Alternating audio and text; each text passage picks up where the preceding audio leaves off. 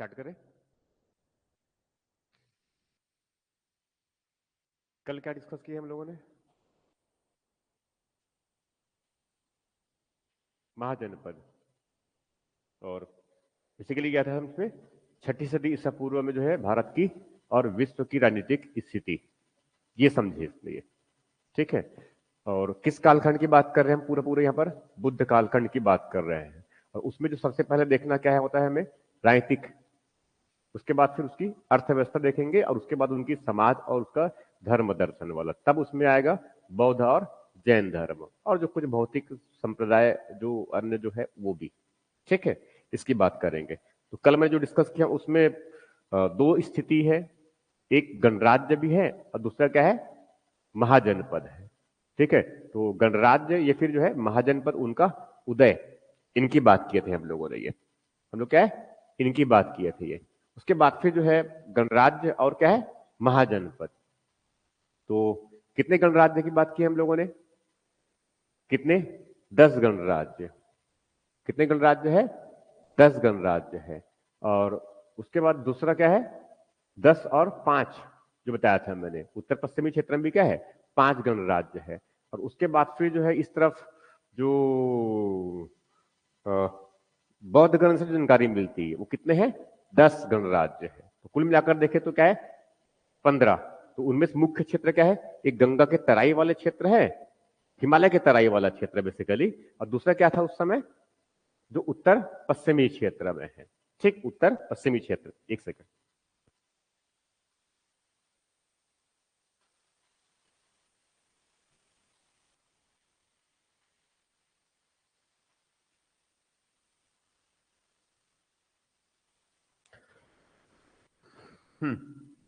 तो क्या बताया मैंने इसमें, महाजनपद हो गया और क्या है, गणराज्य।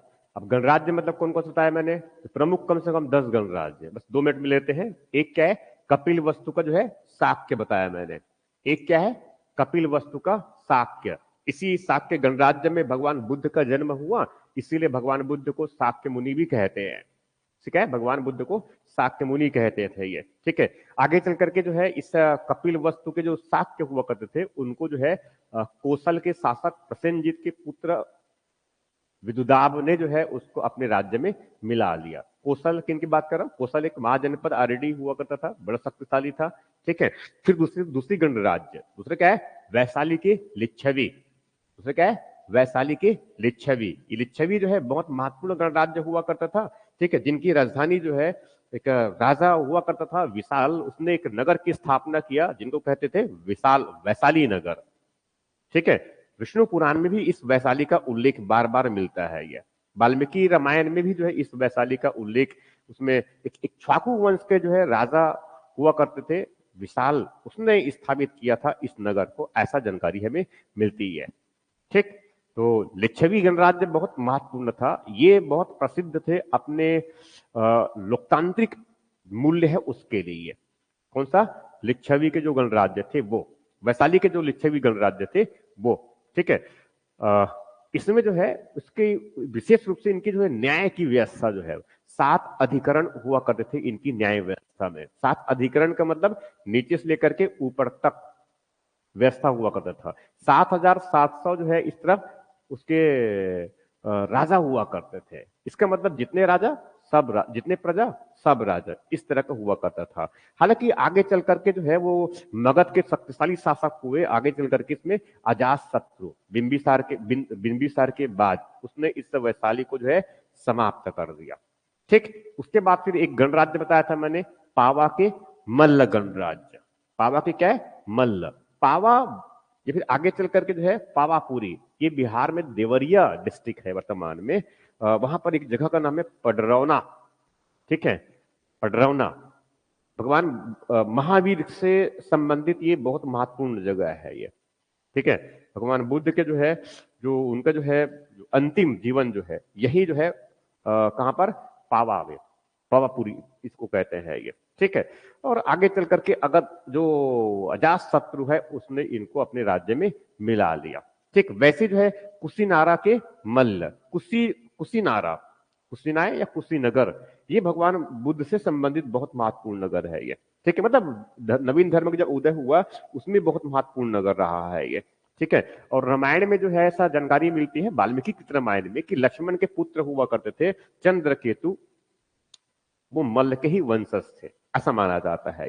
वैसे ही जो फिर तीसरा क्या है, राम ग्राम के कोली, राम ग्राम, राम बहुत महत्वपूर्ण हो गया है, उसके नाम पर एक क्या है, ग्राम, इस तरह से। तो वहां के कौन थे, कोली महाजनपद हुआ करते थे एक।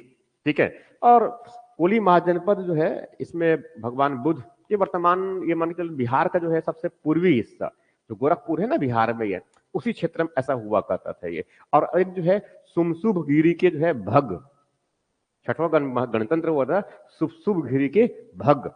ठीक है, तो ये जो है सुमसुभ गिरी के भग जो बात कर रहा हूं मैं, ये वर्तमान हमारा जो छत्तीसगढ़ के जो है उत्तरी विशेष मिर्जापुर वाला क्षेत्र यूपी का, समझा रहेंगे, वहां पर इनका हुआ करता, मतलब छत्तीसगढ़ के सबसे करीबी गणराज्य कौन था, ये सुमसुभ गिरी का भग गणराज्य हुआ करता था। उसके बाद पिपली वन के मौर्य, ये बिल्कुल हिमालय के तराई वाले क्षेत्र में हुआ करते थे, ये हिमालय के बिल्कुल ये तराई वाले क्षेत्र में थे। किनकी बात कर रहा हूं मैं, पिपली वन के मौर्य, पिपली वन के मौर्य, मौर्य, मौर्य, मौर्य नहीं मौर्य।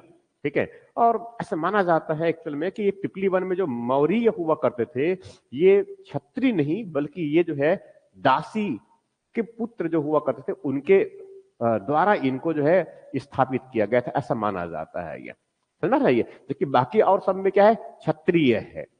ठीक है, लक्षवी की जब बात करेंगे तो भी, इस तरफ कपिल वस्तु के शाक्य की बात करेंगे तो भी, ये सब क्या है, क्षत्रिय है। ठीक है, मगर ये जो पिपली वन का जो है जो मौर्य है, ऐसा माना जाता है कि ये जो है दास के द्वारा स्थापित किया गया था। उनमें एक जो है बहुत महत्वपूर्ण एक दासी के रूप में उल्लेख मिलता है मूरा, इसी आगे वंश में इनके मूरा, जिनके पुत्र हुए चंद्रगुप्ता, जिनका वंश हुआ मौर्य। ठीक है, उसके बाद केशुपुत्र के कलाम, ये जो है छोटा सा एक गणराज्य हुआ करता था, ये कौशल के उस पश्चिम की तरफ, कौशल समझ रहे हैं ये, उनके पश्चिम की तरफ, कौशल में जो राजधानी है सेकत, साकेत, फिर आगे फिर उसमें अयोध्या, फिर बाद में श्रावस्ती, फिर बाद में कुशीनारा, ऐसा हुआ करता था, किसका, कौशल का। तो उसके पश्चिम की तरफ जो है केशपुत्र कलाम, यहाँ के जो है ये। ठीक है, तो एक और बताया था 10वीं में क्या है, अलीकप के बुली, क्या है, अलीकप के बुली, ये सब हुआ करते थे। इसके अलावा जो उत्तर पश्चिमी क्षेत्र में, उत्तर पश्चिमी क्षेत्र में उस तरफ जो है, जो उत्तर पश्चिमी क्षेत्र में जो है कुछ कुछ और उसमें, जैसे कि मैंने नाम बताया था, यौधेय एक गणराज्य हुआ करता था, अर्जुनायन एक गणराज्य हुआ करता था, माधव मालव एक गणराज्य हुआ करता था। ये सब जो है क्या है, उत्तर पश्चिमी क्षेत्र में। तो ओवरऑल अगर देखा जाए तो भारत लगभग क्या है, 16 महाजनपद और 10 और उधर 5 गणराज्य में बटा हुआ। ये पूरे भारत की बात नहीं कर रहे हैं, ये मुख्य रूप से जो है हम केवल उत्तर पश्चिमी क्षेत्र की बात कर रहे हैं, ये समझना रहिए। तो इसका मतलब ये हुआ कि भारत में अभी कोई केंद्रीकृत शासन की व्यवस्था नहीं है, कोई बड़ा मजबूत शासन व्यवस्था नहीं है इनके समकालीन। ठीक है, अब इसमें मैंने महाजनपद की बताया, तो अब महाजनपद, तो महाजनपद कितना बताया मैंने, अगुंतर निकाय और भगवती सूत्र, 2 ग्रंथ है, अगुंतर निकाय और भगवती सूत्र। तो अगुंतर निकाय किस धर्म से संबंधित ग्रंथ है, ये बौद्ध धर्म से संबंधित है।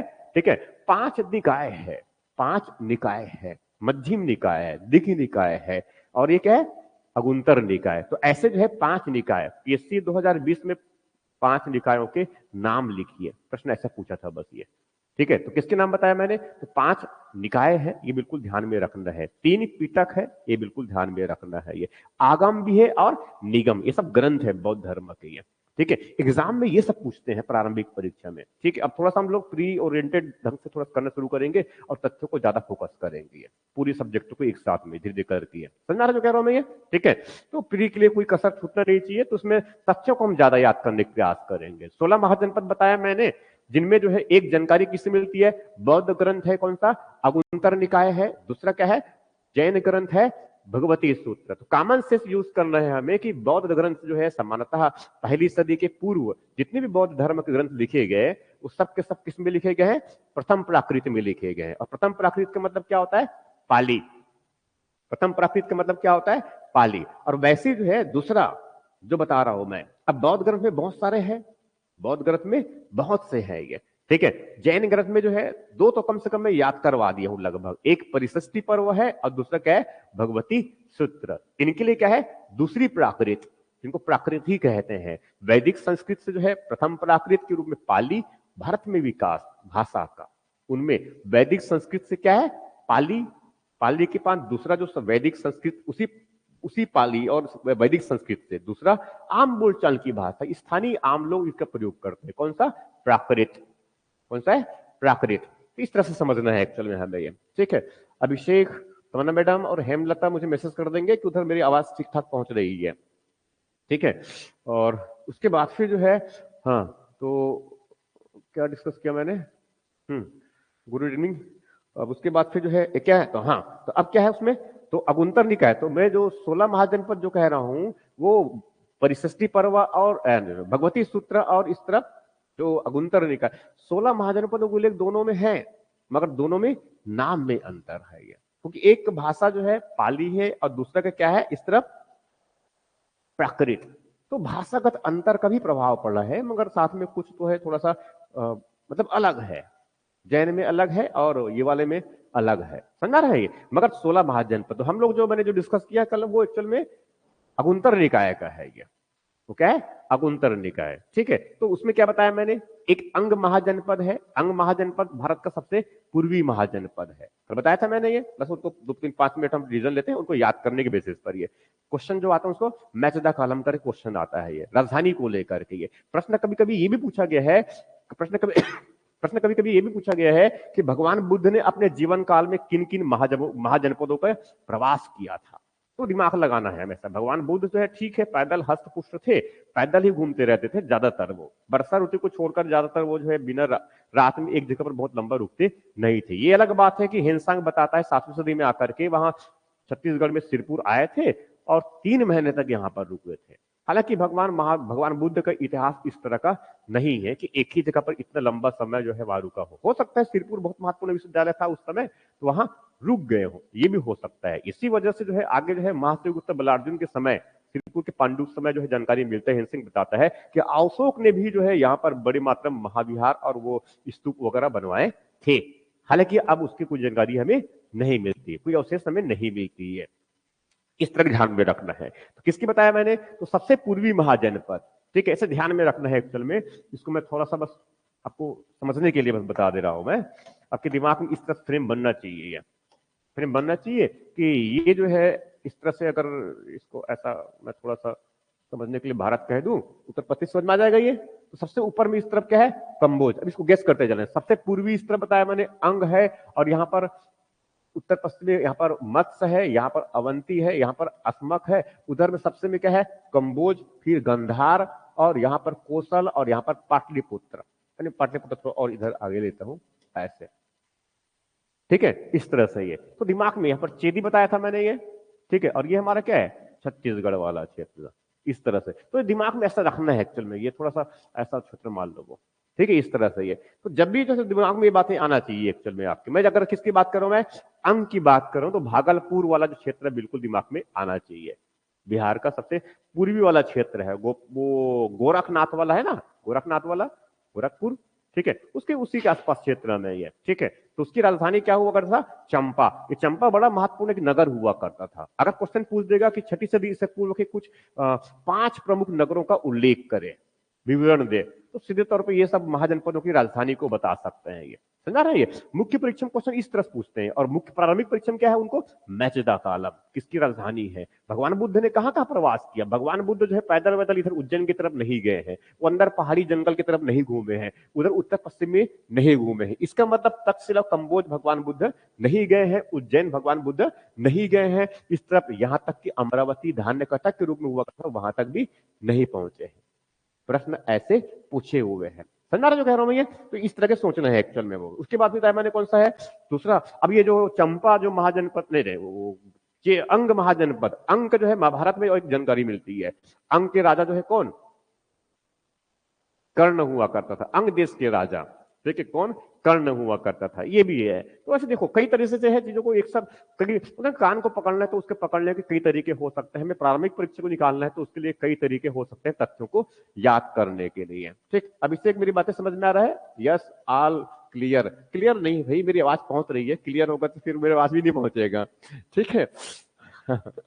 ठीक है, ठीक है। तो दूसरा, हाँ, तो अब जो अंग के शासक हुआ करते थे ब्रह्मदत्त, क्या नाम था? ब्रह्मदत्त। आगे चल करके जो है बिंबिसार पहले थोड़ा सा सगे संबंध रिलेशन बनाने का प्रयास किया, मगर कुछ काम नहीं चला तो उस पर आक्रमण कर दिया और बिंबिसार उस पर अपना आधिपत्य स्थापित कर लिया। सबसे पहला महाजनपद था जिस पर उन्होंने स्थापित किया अंग।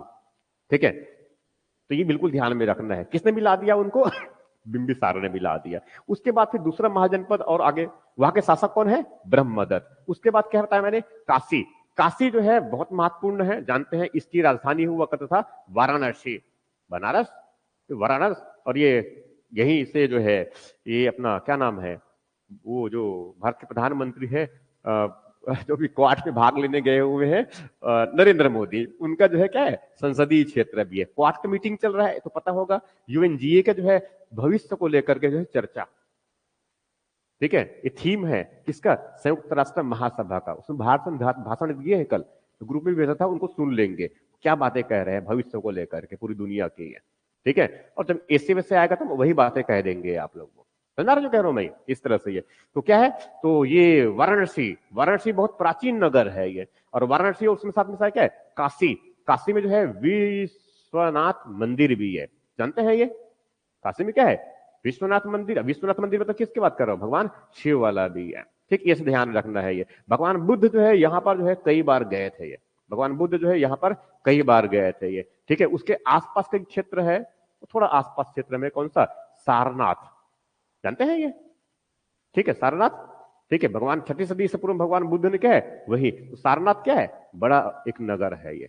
ठीक है, वहां पर एक बगीचा है, पार्क, वहां पर उसने 8 लोगों को बैठा करके भगवान बुद्ध ने अपना उपदेश दिया। ठीक है, कुछ लोग समर्थन में आए और कुछ लोग छोड़ के चले गए। जो समर्थन में आए उनमें से जो है क्या है, कुछ अंग है, उपाली है, ये सब लोग थे इनमें से ये। ठीक है, उनके कुछ सबसे प्रिय शिष्य मानते हैं अंगद। एग्जाम में से पूछा गया है ना ये। ठीक, इसलिए थोड़ा सा मतलब इन चीजों को ऐसा ध्यान में रखना है पढ़ते समय। आप उसमें एमसीक्यू सॉल्व करेंगे तो ये सब मिलेगा आपको, तो आसानी से फिर याद हो जाएगा, ध्यान सुने रहेंगे तो हाँ। तो ये काशी जो है, काशी और उसका जो एक तरफ प्रतिद्वंदी हुआ करता था कौशल। काशी और दूसरा उसका प्रतिद्वंदी हुआ करता था कौशल। ठीक है, उनका प्रतिद्वंदी हुआ करता था कौशल। इसको थोड़ा सा मैं जो है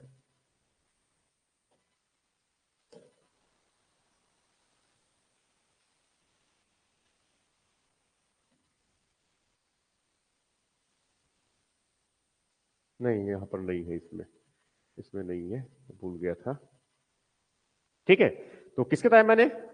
काशी। काशी के जो है प्रतिद्वंदी किस तरह कौन हुआ था? कौशल। और कौशल के बारे में बहुत महत्वपूर्ण शासक बता चुका हूं मैं, कौन? प्रसेनजीत। ठीक है, पहले ये भगवान बुद्ध के विरोधी हुआ करते थे, मगर बाद में जो है इसने भगवान बुद्ध के उनके अहिंसा और जो मध्यम मार्ग वाला तरीका जो सुना, तो उसने भगवान बुद्ध के बड़ा अनुयायी बन गए और भगवान बुद्ध को बार बार इनवाइट करते चले गए अपने राज्य में, अपने राजधानी में जो है वहां अपना उपदेश देने के लिए। भगवान बुद्ध सर्वाधिक मात्रा में उपदेश कहां पर दिए हैं?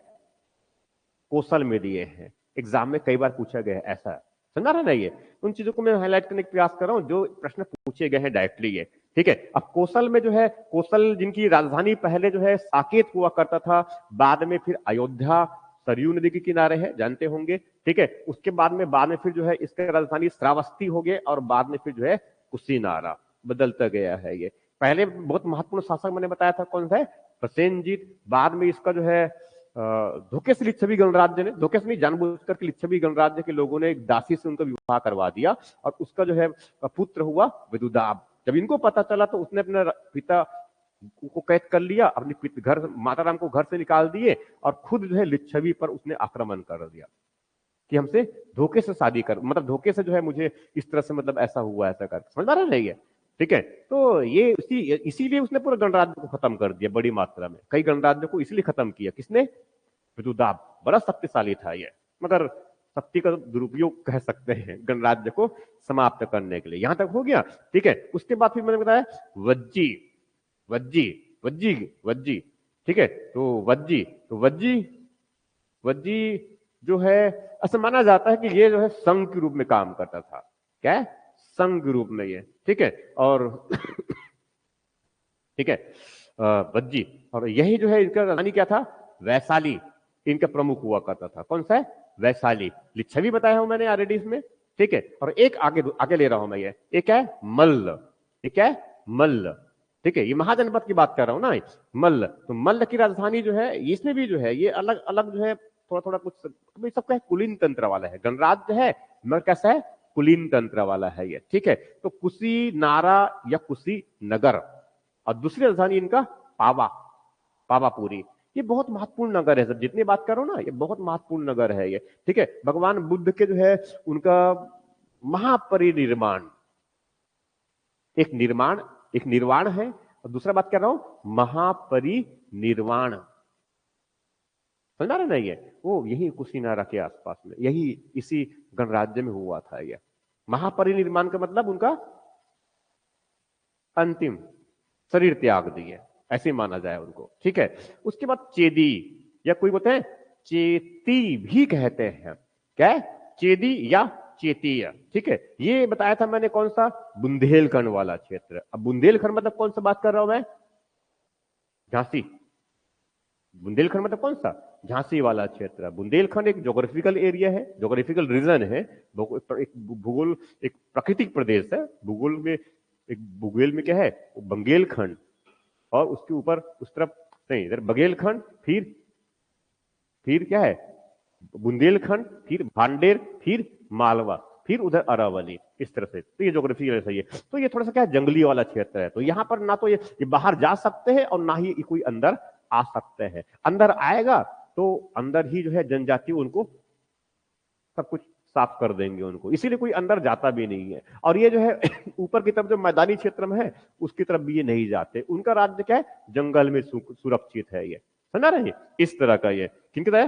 चेदी। और यही जानते हैं कि छत्तीसगढ़ ये चेदी, चेदी तो इसका मतलब उत्तर पश्चिमी क्षेत्र में इनका प्रभाव, ये ऐसा मान लेते हैं छत्तीसगढ़ में। कुछ इधर मगध का प्रभाव और इधर अवंती के प्रभाव ऐसा मान लेते हैं, मगर वास्तविक में ऐसा कोई स्पष्ट था या नहीं कुछ पता नहीं है। यहाँ पर कोसल महाजनपद है, इसीलिए कोसला देवी वहां की राजकुमारी प्रसन्नजीत, और ऐसा मान लेते हैं कि महाजनपद में भी छत्तीसगढ़ का कोसल कोई न कोई संबंध रहा होगा। अब संबंध जो है रामायण काल में जोड़ देते, तो अब तो रामायण काल तो बहुत गुजर चुका है ना, 300 साल तो अधिक समय गुजर चुका है, तो अब संबंध कुछ खास बहुत स्पष्टता नहीं है। फिर भी कुछ लोग इस वाले क्षेत्र को, ऐसे इस वाले क्षेत्र को क्या देते हैं? महाकौशल कह देते हैं।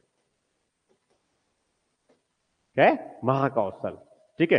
जो नेशनल मूवमेंट के समय जो इसको कुछ महाकौशल के जैसा भी लोग ऐसा बोलते थे, ये समझा रहे ये। और छत्तीसगढ़ क्या है? वो कौशल है, तो यहां पर दक्षिण में है तो क्या बोल देंगे? दक्षिण कौशल, ये इस तरह से। तो ये सब इसी के बेसिस पर नाम आया है इनमें से ये, ठीक है। तो चेदी वाला हो गया जो बताया मैंने, ठीक है। उसके बाद इस राजधानी मैंने क्या बताया था? सुत्तमती या सोठीवती नगर, ठीक है। फिर क्या है? कुरु। अब कुरु की जब बात करेंगे तब क्या है? इंद्रप्रस्थ वाला ये, ठीक है। और बाद में फिर इसका नाम जो है लगभग सिकंदर के आते तक, सिकंदर के समय आते तक इस कुरु वाले क्षेत्र का नाम मद्र हो चुका है। क्या होता है? मद्र, जिसकी राजधानी क्या है? इंद्रप्रस्थ, ठीक है। तो क्या है ये? कुरु। अब कुरु का जो क्षेत्र है वो दिल्ली, मेरठ और एक थानेश्वर, थानेश्वर बहुत महत्वपूर्ण नगर है। आगे चलकर के 7वीं सदी में जो है वहां एक राजधानी, एक राज्य बनता है, ठीक है, वर्धन वंश का। थानेश्वर बहुत महत्वपूर्ण जगह है। वर्तमान ये हरियाणा कहा जाए, पश्चिमी यूपी के बाद जो हरियाणा क्षेत्र है वहां पर कौन सा?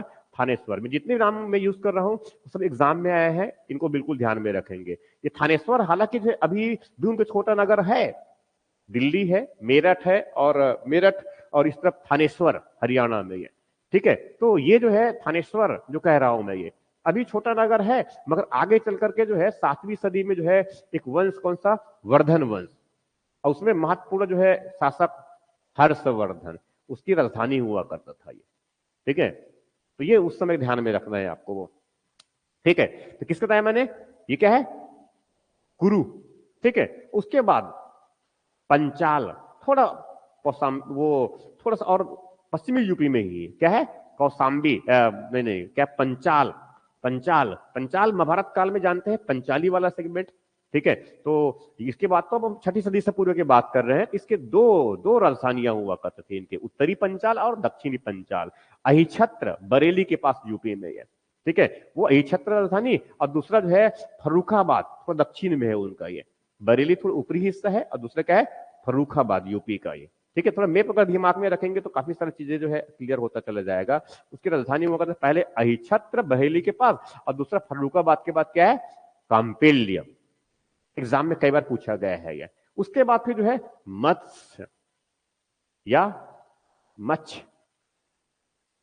ये विदेशी आक्रमणकारी थे, जितने भी भारत के उत्तर पश्चिमी क्षेत्र में मिले आए थे, उस सबको भारत में जो है, भारत के साहित्यिक ग्रंथों में जितने भी ग्रंथ है उसमें उनको विदेशियों को मलेच्छ कहा गया है।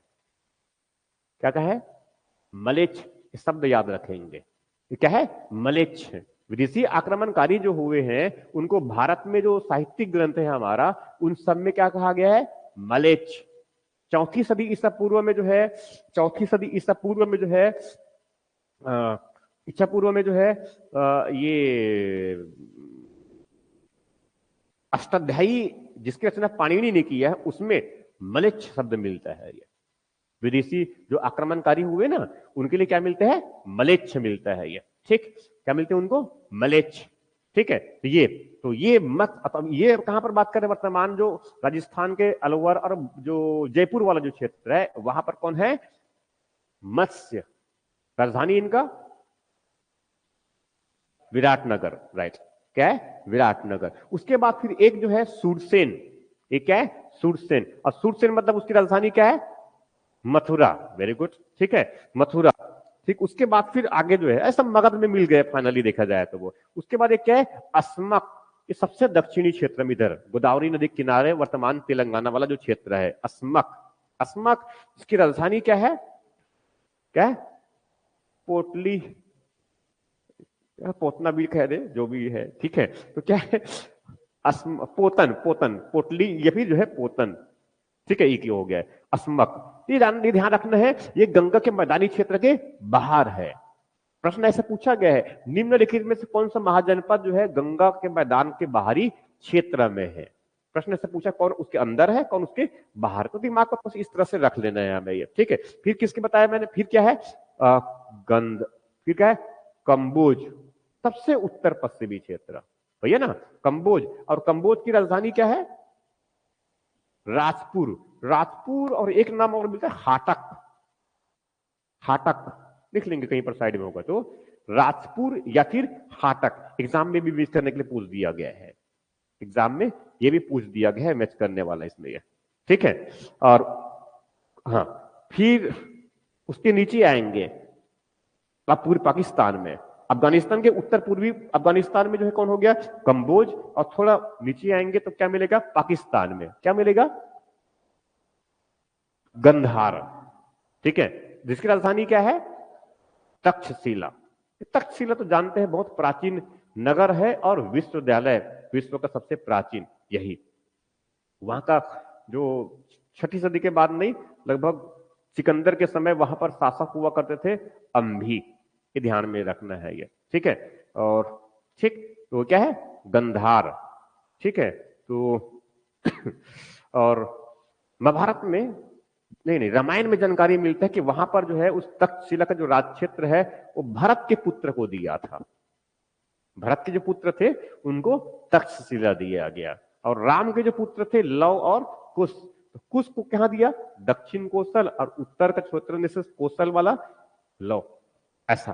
तो अब जब दो भाई राम के मिल रहे हैं तो बाकी और के भी पुत्र थे, उन सबको भी राज्य ऐसे मिला था, ऐसा रामायण में कहना है, ठीक है।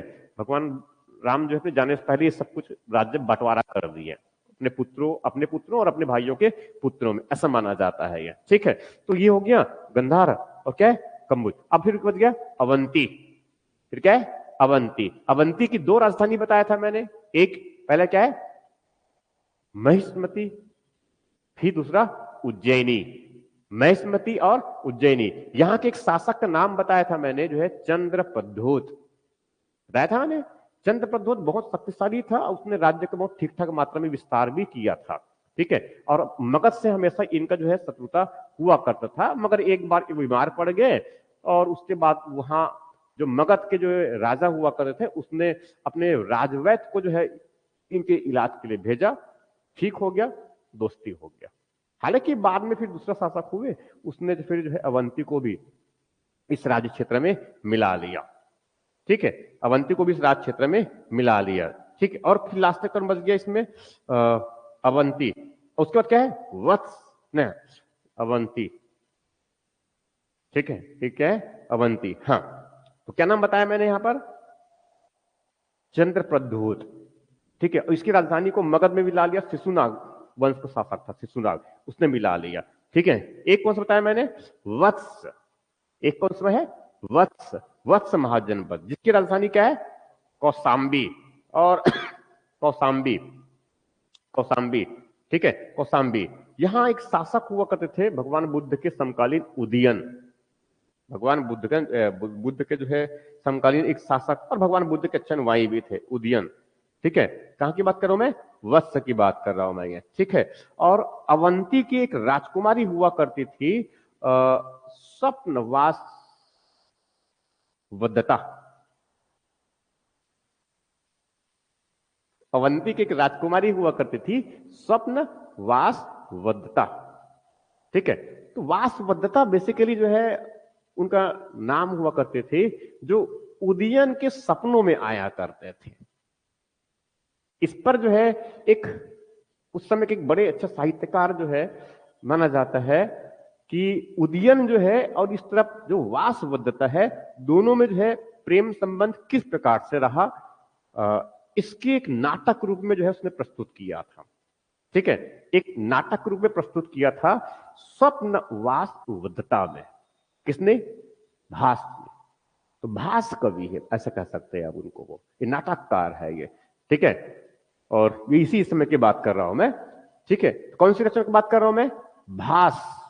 क्या लिखा, स्वप्न वासवदत्ता। एग्जाम में कई बार पूछे गए हैं ये। ठीक है, तो देखो ये सब चीजों को ऐसी याद करना है आपको। वो साहित्य जो है स्वाभाविक है, हमारे सिलेबस में ऑलरेडी पार्ट है कला और संस्कृति, उसमें ये रचना इस तरह से पूछे ही हुए ऑलरेडी है। ठीक है, और जो है इसमें एक जो है और इसमें प्रियदर्शिका और रत्नावली नाम सुने हैं। हर्ष, हर्ष ने क्या रचना किया है, प्रियदर्शिका, और साथ में क्या है, रत्नावली। ये उनके है, उनकी रचना में है ये। उसमें भी इनका सब उल्लेख मिलता है। और जो ये महाकवि कालिदास, कालिदास ने जो मेघदूत की रचना किया है उसमें भी इनका उल्लेख मिलता है। तो मैंने क्या क्या नाम बताया अभी, मेघदूत किसकी रचना है तो जानते हैं कालिदास का है। वो उर्वशी अग्निमित्र, नहीं, मालविका अग्निमित्रम किसका है, कालिदास का है। रघुवंश किसका है, कालिदास का है। और क्या क्या है अलग, है? ठीक है, तो और भी है इसमें से, मेघदूत हो गया, रघुवंश हो गया, मालविका अग्निमित्रम, ठीक है, ये भी हो गया, और भी है पर दिमाग में भी नहीं आ पा रहा है मुझे ये। ठीक, ये सब ठीक है, तो ये सब का उल्लेख मिलता है इनमें ये। ठीक है, ठीक, हाँ।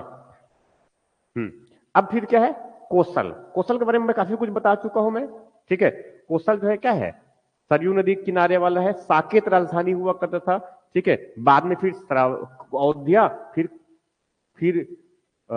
वो श्रावस्ती, और बाद में फिर कुशावती, ये सब जो है इनके ये। ठीक है, प्रसेनजीत इसके शासक हुआ करते थे, और उनका विवाह जो है उनके साथ इनके साथ धोखा करके जो है लिच्छवी गणराज्य के दासी से करवा दिया था, जिनके पुत्र हुए थे विदुदाब। इसी वजह से उसने पूरे गणराज्य को समाप्त कर दिया। ठीक, ऐसा दिमाग में रखना है ये। ठीक है, और इस समय मगध के राजा हुआ करते थे बिंबिसार। उसने बिंबिसार ने जो है कौशल की जो है राजकुमारी हुआ करती थी प्रसेनजीत, नहीं, प्रसेनजीत की बहन, प्रसेनजीत की बहन कोसला देवी, उनसे विवाह करवाया था, और उसमें दहेज में बड़ा क्षेत्र को उसने मांग लिया था। ठीक है, तो राज्य विस्तार के लिए भी इस तरह से अलग अलग तरीके हुआ करते थे ये। ठीक है, उसके बाद फिर जो है एक बच गया कौन सा, मगध। सबसे महत्वपूर्ण महाजनपद ये, ठीक है। कौन सा है? मगध। देखा जाए तो आगे चल करके जो है मगध का उत्कर्ष मुझे वही लेना है अभी ये, ठीक है। मगध का उत्कर्ष हुआ, तो मगध के उत्कर्ष में कई अलग अलग राजवंशों की भूमिका है, मगर मगध के बारे में थोड़ा सा देख लीजिए। मगध जो है बेसिकली जो है इसमें पौराणिक जो है वहां से भी जानकारी मिलती है, विष्णु पुराण है उससे जानकारी मिलती है कि वहां पर एक वृहद्रथ वंश हुआ करता था। ये पौराणिक शासक रूप में अभी थोड़ा सा लूंगा उसको मैं, ठीक है। ये बस थोड़ा सा इसे समझ लीजिए, इनकी पहले सबसे प्राचीन राजधानी जो है गिरिवज्र हुआ करता था। एक क्रम पूछा गया है, गिरिवज्र हुआ करता था, फिर राजगृह, और कुछ समय के लिए वैशाली भी थे, और साथ में आगे फिर पाटलिपुत्र। चारों राजधानी ही इनकी है, ठीक। ये ध्यान में रखना है एक्चुअल में। वो फाइनली जो है ये पूरे क्षेत्र पर अपना राज्य का विस्तार कर लिया। किसने? किसने? मगध ने। किसने? मगध ने। ये ठीक है। तो हमें यही देखना है एक्चुअल में, मगध और वहां फिर जो राजनीति वाला जो घटनाक्रम है पूरी तरह से उनको थोड़ा सा देख लेना है हमें, ठीक है। आगे बढ़ू मैं।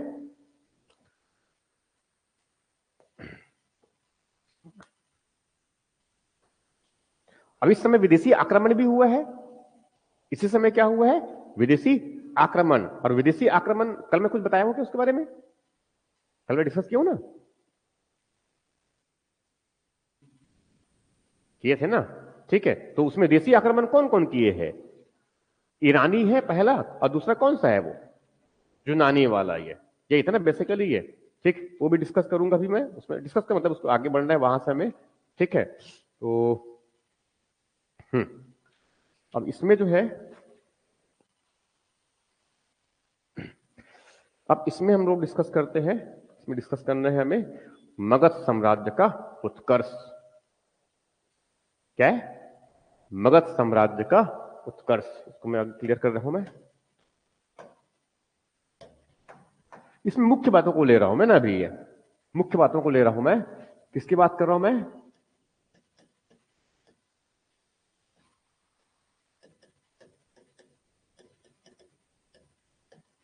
मगध साम्राज्य का उत्कर्ष। इसका मगध साम्राज्य का उदय और उनका उत्कर्ष, दो चीजें हैं एक्चुअल में। दो चीज में डिफरेंस करने का प्रयास कर रहा हूं पर। एक क्या है? उदय, और दूसरा क्या कह रहा हूं मैं? उत्कर्ष। दूसरा क्या कह रहा हूं? उत्कर्ष, ठीक है। तो हालांकि इसके कई कारक माने जाते हैं। मगध साम्राज्य के उदय के जो है कई कारक माने जाते हैं एक्चुअल में। वो कई कारक है ये। अब कई कारक में जो है बहुत बड़ा जो योगदान है वहां जो है वो किसका है? भूगोल का है इस भैया, ठीक है। तो दो चीज ले रहा हूं मैं। एक मगध साम्राज्य का उदय। उदय मतलब क्या है? पहले जो है उसको ऐसा समझ ले, इनका उदय का अगर पूरा बैकग्राउंड अगर देखेंगे, ठीक है, तो इसके इतिहास जो है बहुत लंबा है। इनका इतिहास जो है बहुत ही लंबा है ये, ठीक है। महाभारत में जो है मगध का बहुत कई बार उल्लेख मिलता है ये, मगध का। महाभारत थोड़ा बाद की रचना है उसमें, ठीक है। मगर वेदों में कोई इसकी क्षेत्र जानकारी हमें नहीं है, क्योंकि वेद यहां पर क्या है उस समय विकसित ही नहीं है। वेदों के समय क्या है? विकसित ही नहीं है ये। समझ रहे हैं? ये सब किस क्षेत्र की बात कर रहे हैं हम? ये हम किस क्षेत्र की बात कर रहे हैं? ये जो है हम किस तरह की बात कर रहे हैं? ये तो इधर गंगा के मैदानी वाला क्षेत्र है ना, यहां से अगर देखें तो। और ये हम जानते हैं कि ये सब विकसित कब हुआ है? बाद के कालखंड में विकसित हुआ है ये, ठीक। लोग तो पहले यहाँ पर वैदिक लोग गए ही नहीं थे, ये जनजाति और बाकी जो ताम्र पाषाणी के लोग रहते थे यहाँ पर, ये मगर वहां पर कोई वैदिक वैदिक का कोई नामो निशान नहीं था, तो बाद में, ठीक है। पर हम जानते हैं इस तरफ पहले जो है जन हुआ करता था। जन को मिलाकर क्षेत्र आधारित क्या बने थे? जनपद बने थे। और जनपद ही फिर आगे क्या बना था? महाजनपद। ये मैं डिस्कस कर चुका हूं ऑलरेडी, ठीक है। इसमें क्या डिस्कस किया था मैंने कि जन हुआ करता था, जन जो है कैसे आगे क्षेत्र आधारित क्या बन गए? एक राज्य बन गए, महाजनपद। क्या महाजन क्षेत्र आधारित जनपद बन गए, और वही जनपद से फिर फाइनली कई जनपद को मिलाकर क्या हुआ, महाजनपद। इस रूप में उनका उदय हुआ। तो जानते हैं कितने महाजनपद है, 16 महाजनपद है। ठीक है, अब इस महाजनपद से जो है, महाजनपद से हम किसकी बात कर रहे हैं, मगध का एक ना केवल राज्य, बल्कि हम किसकी बात कर रहे हैं, ये एक विशाल साम्राज्य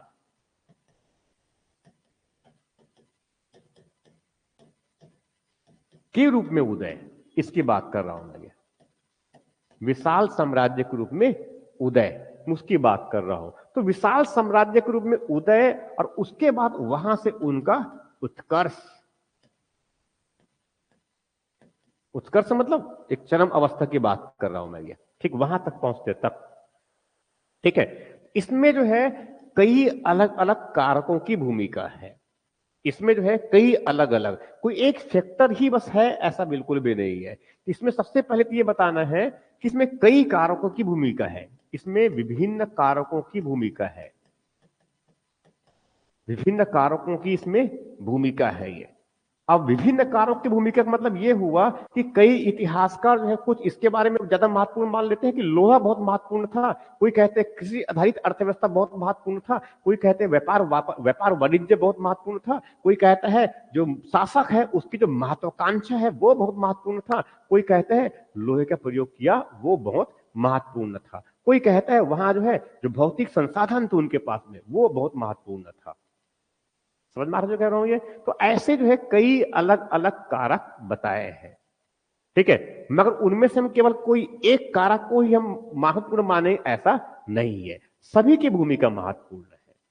ठीक है, प्रश्न अगर मुख्य परीक्षा में इस तरह से पूछ दिया गया कि लोहे की इस मगध साम्राज्य के उदय में, मुख्य परीक्षा में पूछा गया है ऑलरेडी, मगध साम्राज्य की उदय उदय की उदय में जो है लोहे की भूमिका का परीक्षण करे। प्रश्न ऐसा पूछा गया है। व्यापार वाणिज्यिक जो गतिविधियां हैं उसने मगध साम्राज्य को उदय को किस प्रकार से प्रभावित किया, प्रश्न ऐसे पूछे गए हैं इनमें से ये। ठीक है, जो उर्वर उन्नत कृषि व्यापार वाणिज्य आधारित अर्थव्यवस्था ने मगध साम्राज्य के उदय में अपनी भूमिका को कैसे निर्वहन किया, प्रश्न ऐसे पूछते हैं इनमें से ये। ठीक है, या फिर जो मुख्य सीधा पूछा प्रश्न है इसमें से, मेरे ख्याल से प्रश्न 2019-20 का कुछ न कुछ प्रश्न आया है कि मगध साम्राज्य के उदय के कारणों का उल्लेख करें, प्रश्न ये पूछा गया है। प्रश्न ये भी पूछा गया है इस पर कि मगध साम्राज्य के उदय के भौगोलिक कारणों का उल्लेख करें, प्रश्न ऐसा भी पूछा गया है। ठीक है, तो वो सब कारणों का हमें समझ ला लेना है थोड़ा सा एक्चुअल में वो। ठीक है, तो कई सेगमेंट है इसके। ठीक है, तो उसको मैं थोड़ा सा स्टेप बाय स्टेप करके थोड़ा सा लेता हूं, और फिर थोड़ा समझते जाएंगे और याद करेंगे ये। तो आप लोग साथ में लिखते चले जाएंगे, इसके कंटेंट जो बोल मैं करता चला जाऊंगा उसको साथ में लिखते चले जाएंगे। किसकी बात कर रहा हूं मैं, मगध साम्राज्य के उदय। और ऑनलाइन में जो है अभिषेक लिखते चले जाएंगे और बाकी लोग भी। ठीक है, हाँ अभिषेक, ठीक है गया फिर पता नहीं चल रहा है मुझे। ठीक है, अब इसमें जो है किसकी बात कर रहा हूं मैं, मगध साम्राज्य के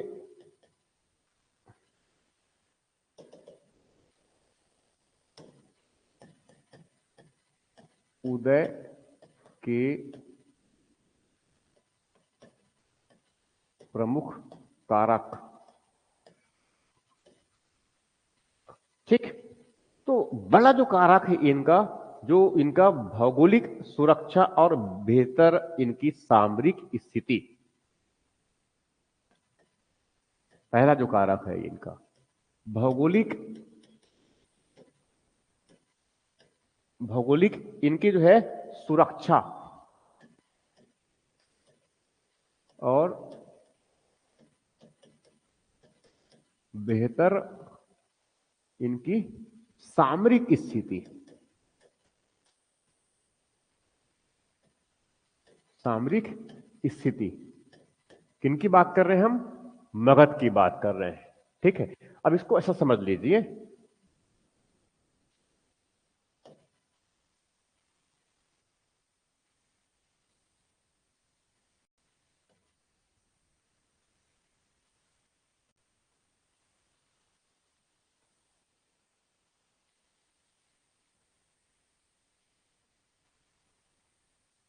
और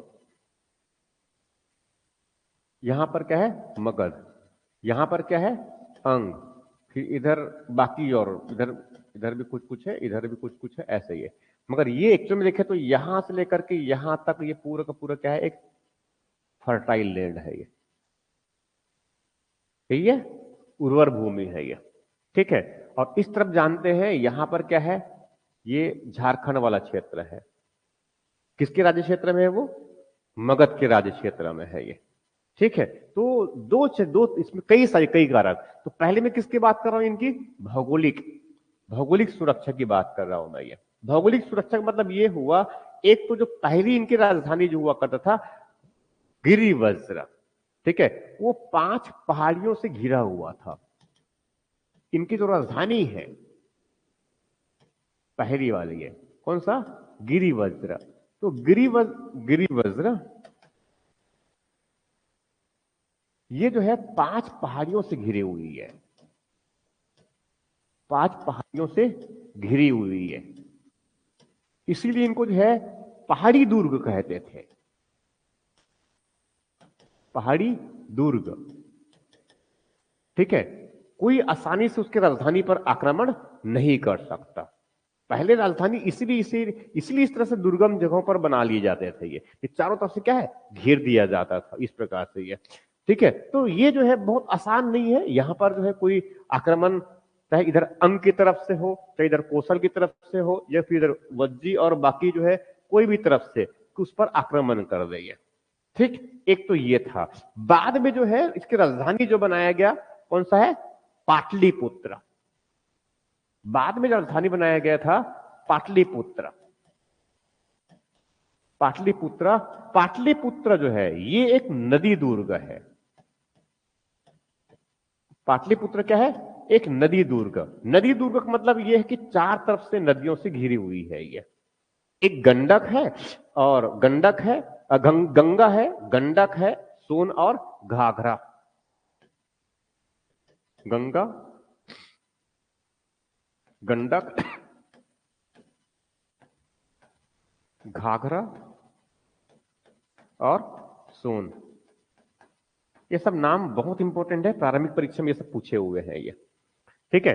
क्या बात कर रहा हूं मैं, गंगा, गंडक, घाघरा और सोन, ठीक। इसीलिए इनको क्या बोलते हैं, नदी दुर्ग है ये। पाटलिपुत्र इससे घिरी हुई है। आज भी जानते हैं गंगा के तट पर पाटलिपुत्र से पटना, वर्तमान जो पटना एग्जैक्टली वही पाटलिपुत्र था ऐसा नहीं है, वो तो यहां वहां हो गया है, मूल स्वरूप उनका थोड़ा सा आगे पीछे हो गया है ये, ठीक है। ये तो ज्योग्राफिकली जो है, ये तो भूगोल भूगोल सुरक्षा की बात किया मैंने अभी, ये मगर पूरे भौगोलिक कारक की बात नहीं कह रहा हूं मैं ना अभी इसमें, ठीक है। तो ये भौगोलिक सुरक्षा और सामरिक स्थिति। अब देखो इनकी अवस्थिति अगर देख ले, इस मगध की अगर अवस्थिति अगर समझ लेंगे तो स्वाभाविक है इनके लिए बहुत आसान है ये, ठीक है। इनके लिए जो है इस तरह से महत्वपूर्ण है कि ये जो है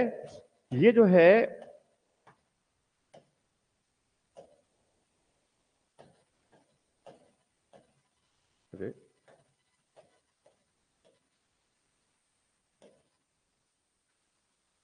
हाँ, तो ये इस तरफ भी आक्रमण करना आसान है, मैदानी क्षेत्र है, ठीक है। इस तरफ भी आसानी से जा सकते, इधर भी आसानी से, और ये इधर और इधर भी है, यहां से तो और आसान ही है ये, समझ में आ रहा है ये, ठीक है। तो मगध के पास इनकी जो स्थिति अवस्थिति है, ज्योग्राफिकली इनकी जो अवस्थिति है ये बहुत अच्छा है ये। दक्षिण की तरफ इसमें इनका जो क्षेत्र यहां पर है वो तो उनके ही अधिकार में है। ये जो झारखंड है वर्तमान में ना, उनके पास झारखंड में क्या है, कोयला है, लोहा है, ठीक है। तो जितने भी तो सब कुछ, जितने भी बड़े हथियार बनाए जाने के लिए जो बेसिक साधन साधन चाहिए वो सब कुछ उनके पास में उपलब्ध है, जबकि उधर अंग के पास कुछ खास नहीं है। उधर चेदी चेदी तो छोड़ दो, चेदी तो कुछ इधर जंगली वाला है। उधर जो कौशल है उनके पास कोई इस तरह कोई संसाधन नहीं है, फर्टाइल लैंड है इनके पास में। तो ये मैंने क्या बताया भैया, सिर्फ सुरक्षा के दृष्टिकोण से है। तो सुरक्षा के लिए क्या है, जंगल, वो एक पहाड़ी से अपना राजधानी घेर दिया है, दूसरा नदी दुर्ग बना के घेर दिया, तो ये इंपॉर्टेंट बन गया उनके लिए, ठीक है। अब इसके बाद ज्योग्राफिकली अगर कारक और बात करें, और भौगोलिक सुरक्षा मैंने दिया, मगर इसी में अन्य जो है, अन्य भौगोलिक कारक की अगर बात करें इसमें ये, तो अन्य भौगोलिक कारक का मतलब क्या बात करेंगे इसमें? ठीक है, कई सेगमेंट काम करेगा। अब उनको थोड़ा सा सोच लेंगे आप इसमें कि यहां की जलवायु कैसा है? एक कृषि के अनुकूल है ये। यहां की जलवायु कैसे है?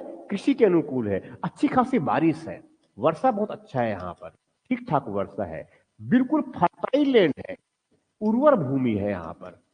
नदियों के माध्यम से सिंचाई के अच्छे साधन है, सिंचाई के अच्छे साधन है। ये सब ज्योग्राफिकल है ना, ये सब क्या है? ज्योग्राफिकल है। ये बीच में है, मैदानी क्षेत्र में है, व्यापार और वाणिज्य की मात्रा बहुत अच्छी खासी हो सकती है। ये व्यापार वाणिज्य की मात्रा अच्छी खासी हो सकती है। ये जो है एक बड़ा व्यापारिक मार्ग है। ठीक है, यहां तक्षशिला से आगे जो है इधर मथुरा, मथुरा से आगे जो है इस तरफ, आगे जो है इधर मथुरा से आगे जो है इधर कोसल श्रावस्ती, वहां से फिर आगे इस तरफ जो है इधर इधर होते हुए इधर पाटलिपुत्र, वहां से आगे जो है ताम्रलिप्ति, ताम्रलिप्ति मेंस प्रीलिम्स पूछा गया है जगह का नाम ताम्रलिप्ति। यहां पर जानते ताम्रवती हुआ करता था, तो मैं किसकी बात कर रहा हूं? ताम्रलिप्ति। ये और यहां से फिर इसी समय जो है आधार बना, यहां से एक तरफ चाइना की तरफ, यहां से एक मध्य एशिया की तरफ, यहां से पश्चिम Asia, west Asia, west Asia, central Asia, और यहां से फिर आगे जो है रोम तक इनके। तो ये जो रास्ता है, ये उत्तरापथ, यही आगे डेवलप होता है। ये इनका भी यहां पर क्या है? बुनियाद रखा जा रहा है इस पूरे सेगमेंट में। तो मगध की बहुत अच्छी खासी भूमिका है उसमें। ये ज्योग्राफिकली इस तरह की इंपॉर्टेंस है ये।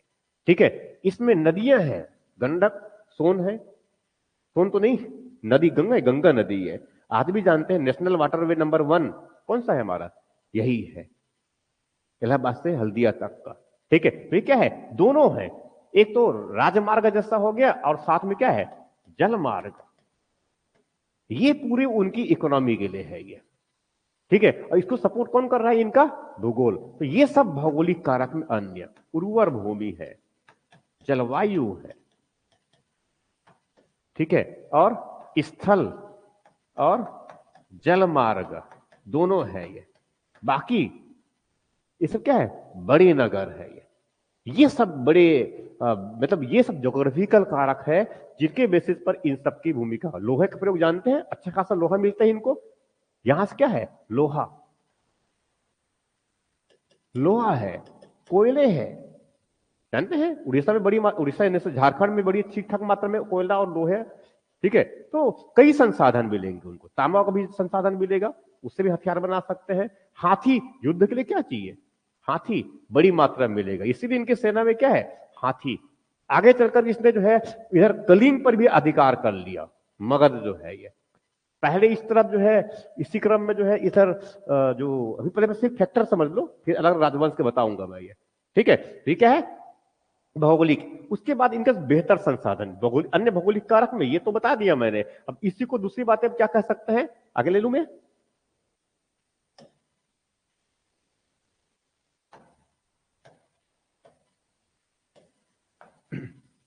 इनके पास क्या है? तो बेहतर संसाधन इनके पास में है, औरों की तुलना में इनके पास क्या है? बेहतर संसाधन है, बेहतर प्राकृतिक संसाधन, बेहतर प्राकृतिक संसाधन है इनके पास में। बेहतर प्राकृतिक संसाधन का मतलब क्या? इनके पास में क्या है? इनके पास में क्या है? उर्वर भूमि है, गंगा का मैदान जानते हैं, पूरा फर्टाइल लैंड है ये। ठीक है, वो अब उतना वो जमीन बना है, पुराना है, मगर अभी 2,500 साल तो ऐसे ही हो गया। और 2,500 साल से पहले हम कम से कम 3,000 साल पहले की बात कर रहे हैं। तो 3,000 साल पहले जो है उस समय जो नदी, अब कई नदी तो अपने मार्ग बदल देते हैं, तो पता ही है आप लोगों को उस क्षेत्र की है। तो उस समय कम से कम उस समय जो है बड़ी मात्रा में ये भी है कि वो नदी में जो बाढ़ आता है तो उससे क्या है? उर्वर भूमि का विकास होता है ये। ठीक है, ये सब इनमें से तो एक तो क्या है? बहुत विस्तृत फर्टाइल लैंड है ये, एक बड़ा कारक है। ये जो है बहुत ठीक ठाक मात्रा में जो है खेती करना जानते हैं, और यहां पर फिर धान भी अब बोया जा रहा है। धान, ठीक है, और गेहूं,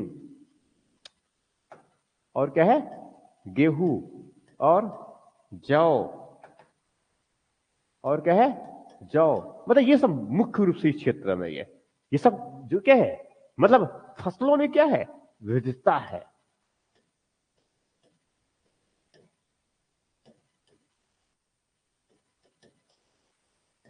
गन्ना, ठीक ठाक उत्पादन, और भी कई बाकी जो है इधर जो मोटी अनाज वगैरह है वो भी उनका उत्पादन ठीक ठाक होता है ये। ठीक है, तो उर्वर भूमि ने इस प्रकार से इनका, इनके साथ साथ और क्या बताया मैंने, वर्षा ठीक ठाक है, वर्षा की मात्रा बहुत अच्छी खासी है। जानते हैं कि ये जो क्षेत्र है इस तरफ जो पूर्वी, जो यहाँ पर आप थोड़ा सा वर्षा की मात्रा कम हो गया है, मगर इस तरफ वर्षा तो ठीक ठाक है, यहाँ पर अच्छा खासा वर्षा है। इधर जाएंगे तो यहाँ पर क्या है, वर्षा ठीक ठाक। जानते हैं मानसून कैसा, मानसून का जो प्रवाह जो होता है, जानते हैं कि यहां से जब इधर इक्वेटर है और यहां से जो है जब मानसून जब प्रवेश करेगा, ऐसी प्रवेश करेगा, ठीक है, तो यहां पर वर्षा की मात्रा क्या होती है, ज्यादा।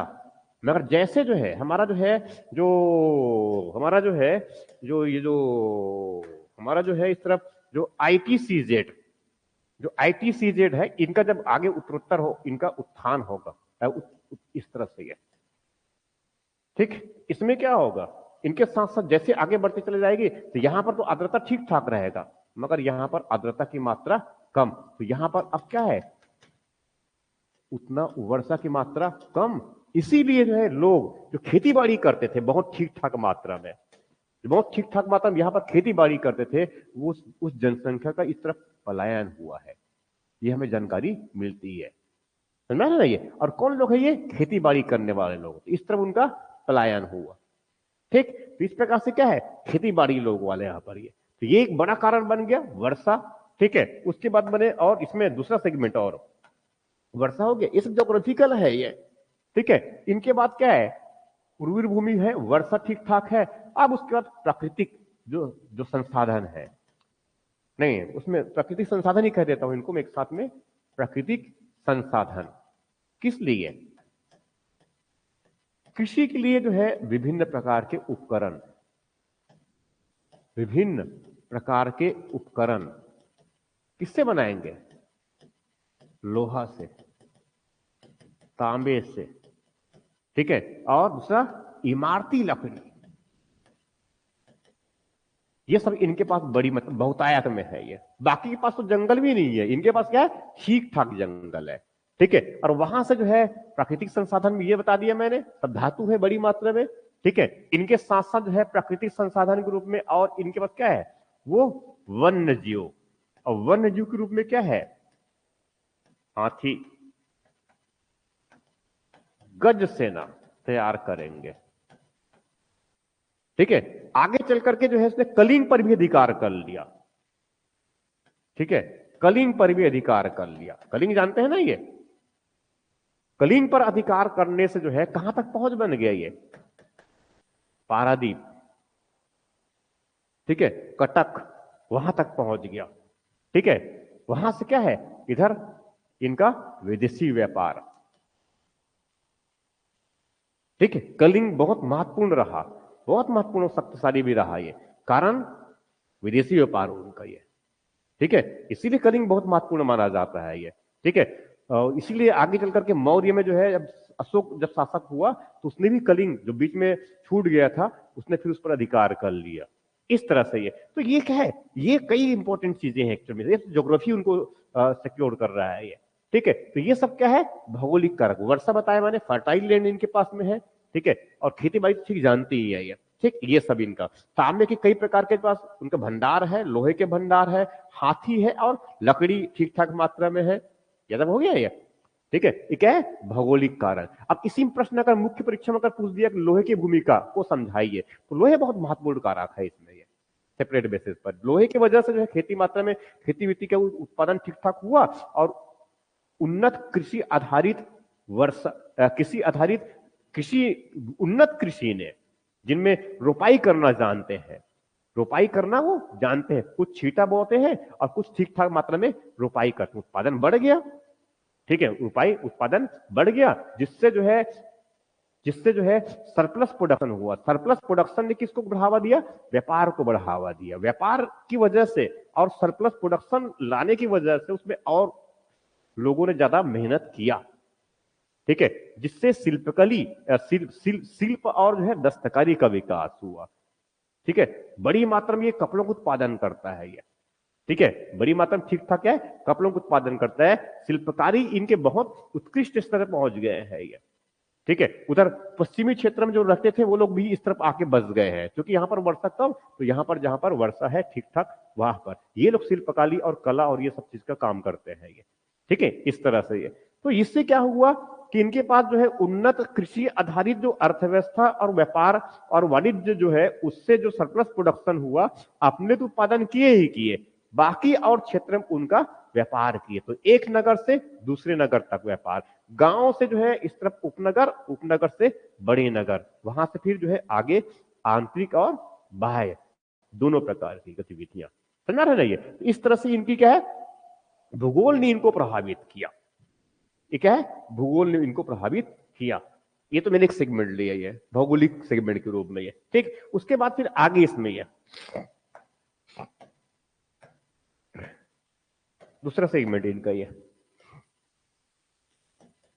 ठीक है, दूसरा सेगमेंट, ये जो क्षेत्र है बेसिकली अगर देखा जाए, ये जो क्षेत्र है ये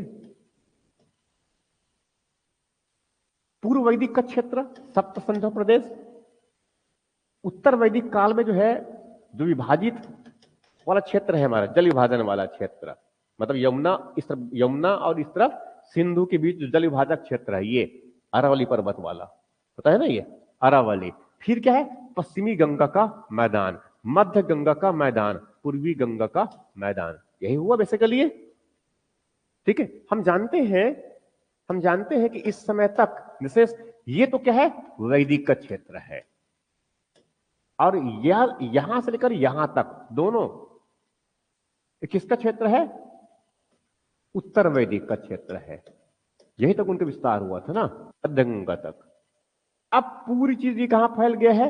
ये इस तरफ भी फैला है, 6ठी सदी ईसा पूर्व में ये निचला गंगा का मैदान है ये। मगर यहां पर अभी ये आर्य लोग उतना अधिक मात्रा में इनका जो है प्रभाव नहीं बना है। 6ठी सदी ईसा पूर्व में जो है, हालांकि यहां पर जो है जन्म आधारित व्यवस्था कट्टर हो गए है, गोत्र और वर्ण जन्म आधारित व्यवस्था जो स्थापित हो गया है, मगर इस क्षेत्र में अभी उतनी मात्रा में ये उत्तर पश्चिम दोआब वाला क्षेत्र, बंटवारा पश्चिमी, और ये मध्य, और ये नहीं,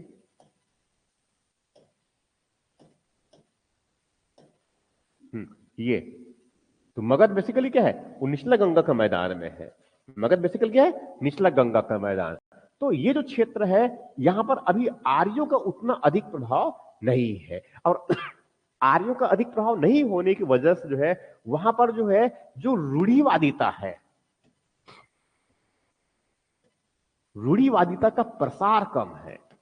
वो भगवान के भरोसे बैठ करके नहीं रहते हैं मगर अभी वो प्रभाव कम है। समझ रहे ना ये?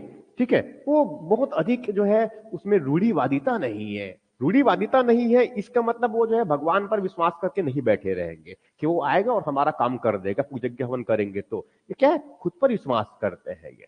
ठीक है, खुद पर विश्वास करते हैं। ये बदलाव कुछ करना है तो खुद पर अपने विश्वास करते हैं, और ये साहसिक तरीके से बड़े बड़े लक्ष्य बनाते हैं, और उस लक्ष्य की प्राप्ति के लिए योजना बनाते हैं, और योजना बना करके उसको बहुत ठीक प्रकार से इंप्लीमेंट करते हैं, सोच समझ के रणनीति बना करके ये।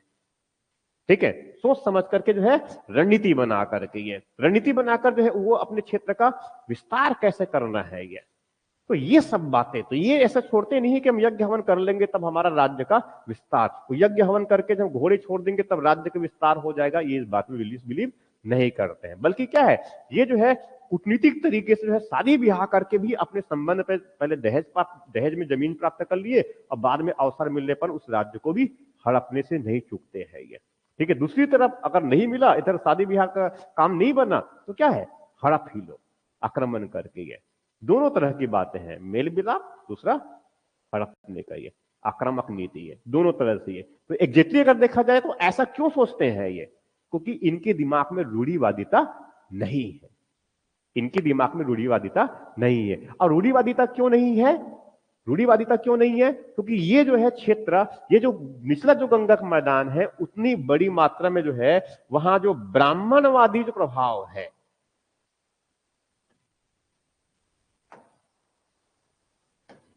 यहां जो है जो ब्राह्मणवादी जो प्रभाव है, उनका ब्राह्मणवादी प्रभाव का प्रसार अभी, ब्राह्मणवादी जो प्रसार है, प्रसार का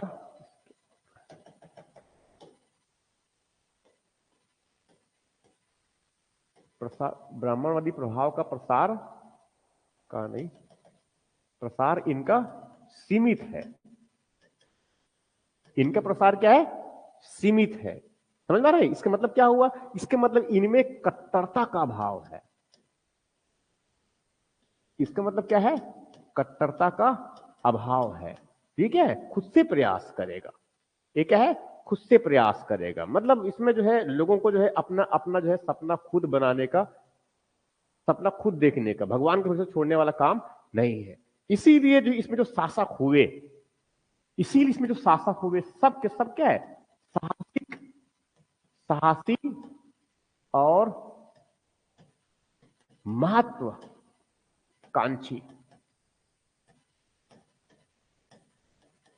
शासकों की भूमिका है।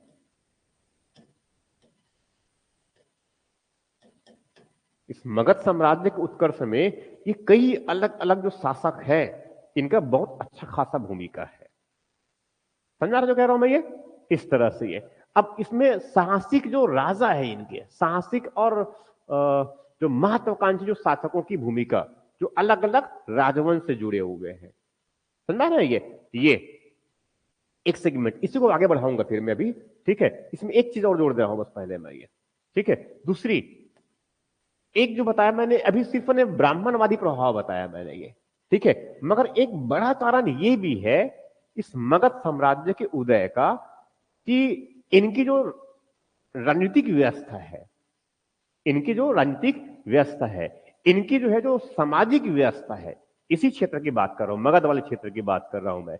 वहां पर जो है जो धर्म और दर्शन ही जो है, मतलब उनकी सांस्कृतिक जीवन, उन सबने जो है मगध को प्रभावित किया है, उन सबने जो है मगध को प्रभावित किया है। समझ में जो कह रहा हूं मैं ये, किस प्रकार की बातें कह रहा हूं मैं, कि इस समय तक जो है कि मगध क्षेत्र की पूरी जो सामाजिक, आर्थिक और जो सांस्कृतिक जो पद्धति है उनकी है, मगध क्षेत्र की सामाजिक, आर्थिक और जो सांस्कृतिक, जो सामाजिक, आर्थिक और सांस्कृतिक, ठीक है, जो परिवेश है, परिवेश में जो है एक वृहद, एक वृहद साम्राज्य के निर्माण का आधार तैयार किया।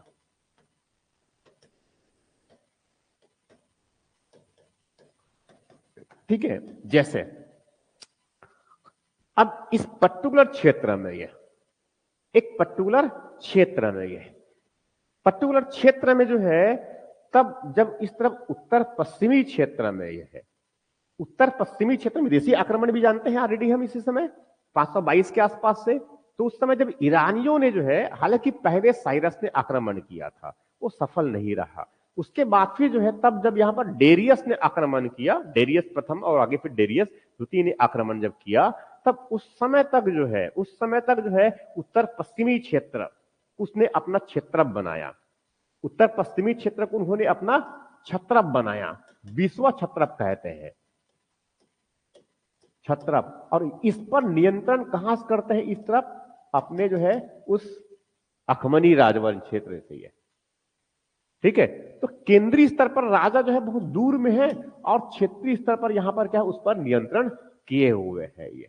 तो एक केंद्रीकृत और छत्रप मीन्स छोटा, उसके अधीन राजनीतिक इकाई, ऐसी शासन की व्यवस्था जिस पर केंद्र में क्या है, एक शक्तिशाली राजा है, तो वहां अधीनस्थ छोटे क्षेत्र पर अपना शासन किया जा सकता है। इस प्रकार की जो विचार है ये कहां से मिल रहा है उनको?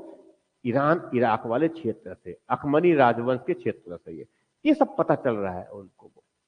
समझदार जो कह रहा हूं मैं, ये इस समय जो है इनकी, तो ये क्या है, उनकी राजनीतिक, और इसमें क्या है, राजतंत्र है। और राजतंत्र इसका मतलब ये हुआ कि राजा अगर सामर्थ्यवान है तो अपने क्षेत्र का बहुत ठीक ठाक मात्रा में विस्तार कर सकता है ये।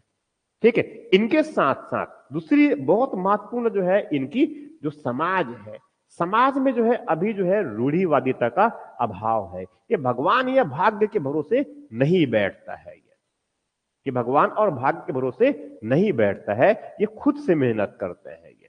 ठीक है, इसीलिए खेती और व्यापार वाणिज्य की मात्रा जो है बहुत ठीक ठाक मात्रा में विकसित हुए। ये बड़े बड़े क्या है, किले बनाता है ये। ठीक है, राजगिरी में बड़ा अच्छा किला बनाया था, जानकारी मिलती है इनमें से ये। ठीक है, इन्होंने नगर, तो नगर में क्या है, इनके पास में खुद एक बड़ा प्रशासनिक नगर है ये। ठीक है, राजधानी अगर देखें तो इसमें अलग अलग राजवंशों ने अलग अलग राजधानी बनाए, गिरिवज्र, फिर राजगिरी, और उसके बाद फिर पाटलिपुत्र, वैशाली, ये सब क्या है, बड़े महत्वपूर्ण नगर हुआ करते थे ये। तो ये सब एक्चुअल में क्या हुआ, इन सबकी वजह से इनकी समाज बताया मैंने क्या है, रूढ़िवादिता का नहीं है, इसका मतलब यहां पर क्या है, ये कर्मशील है, क्या है, ज्यादा काम करने में, काम मेहनत पर विश्वास करते हैं। आर्थिक रूप से अगर देखें, अब सभाई के ज्यादा मात्रा में अगर मान लो जो है, इसमें राजनीतिक नहीं लिखे है क्या, यहां पर छूट गया क्या, छूट गया है ना, इसमें राजनीतिक भी है, राजनीतिक और सामाजिक और आर्थिक। तो आर्थिक स्तर पर, ठीक है, आर्थिक स्तर पर किस प्रकार के, अगर सरप्लस कृषि बहुत उन्नत अवस्था में है, इसका मतलब ये कि बहुत ठीक ठाक मात्रा में खेती करेंगे उस समय, फर्टाइल लैंड है ना, जमीन तो बहुत पर्याप्त है उनके पास में ये।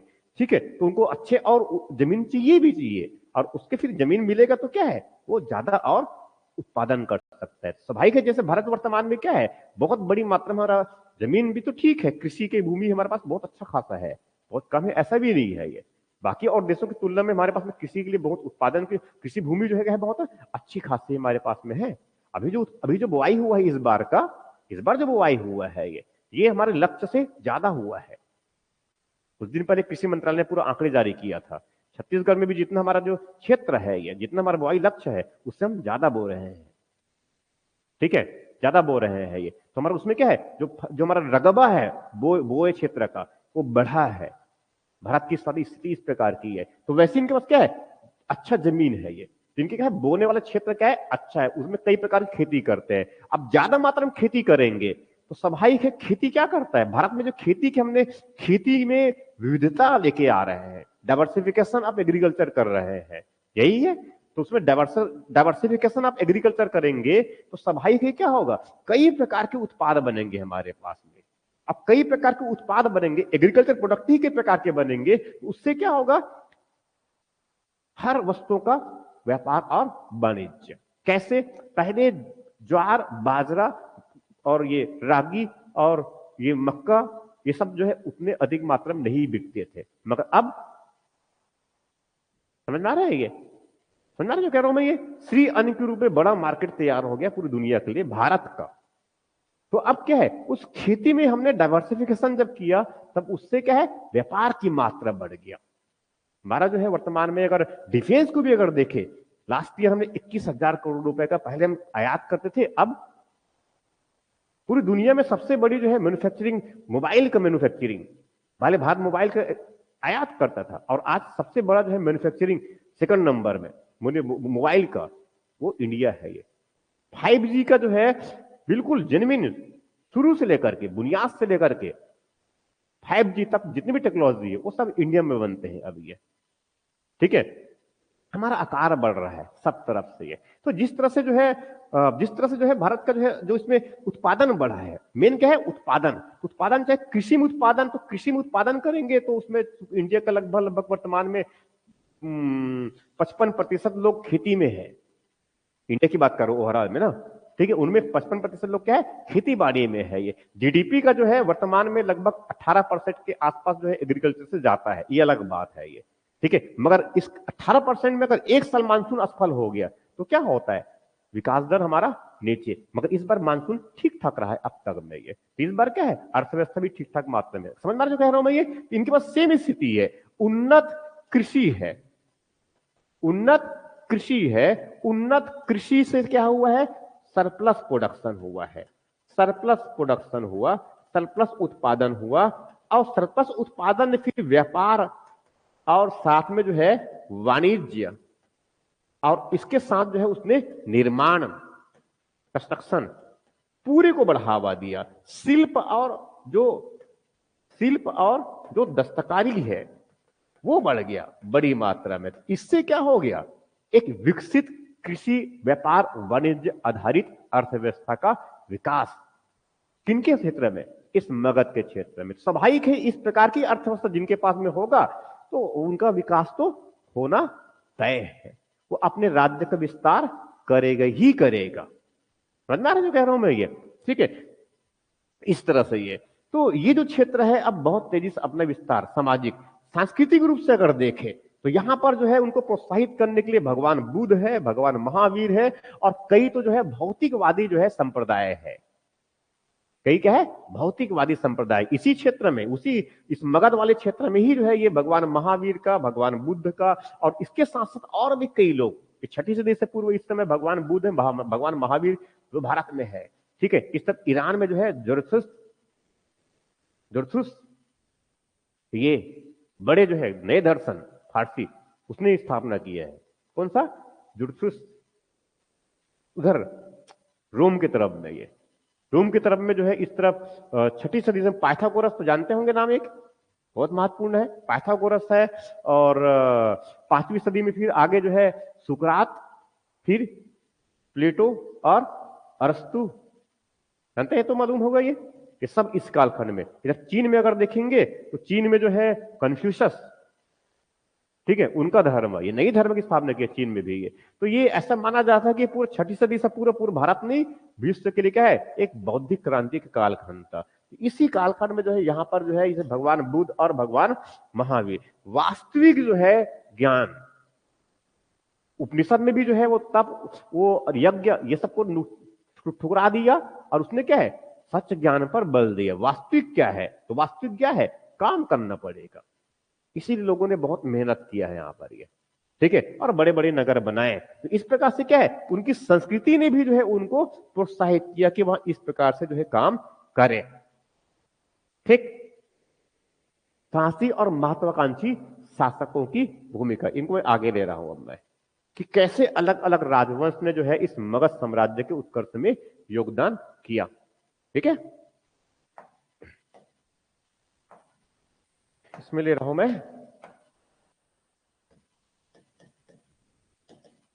मगध साम्राज्य के उदय और उत्कर्ष में विभिन्न राजवंशों का योगदान, ठीक है। मगध साम्राज्य के उदय में विभिन्न जो है राजवंशों का योगदान। अब इसमें तो देखना क्या है हमें, कि अलग अलग जो राजवंश है उसने क्या क्या भूमिका निभाया है इसके उनके विकास और उनके उनके उत्कर्ष में, ये बेसिकली है।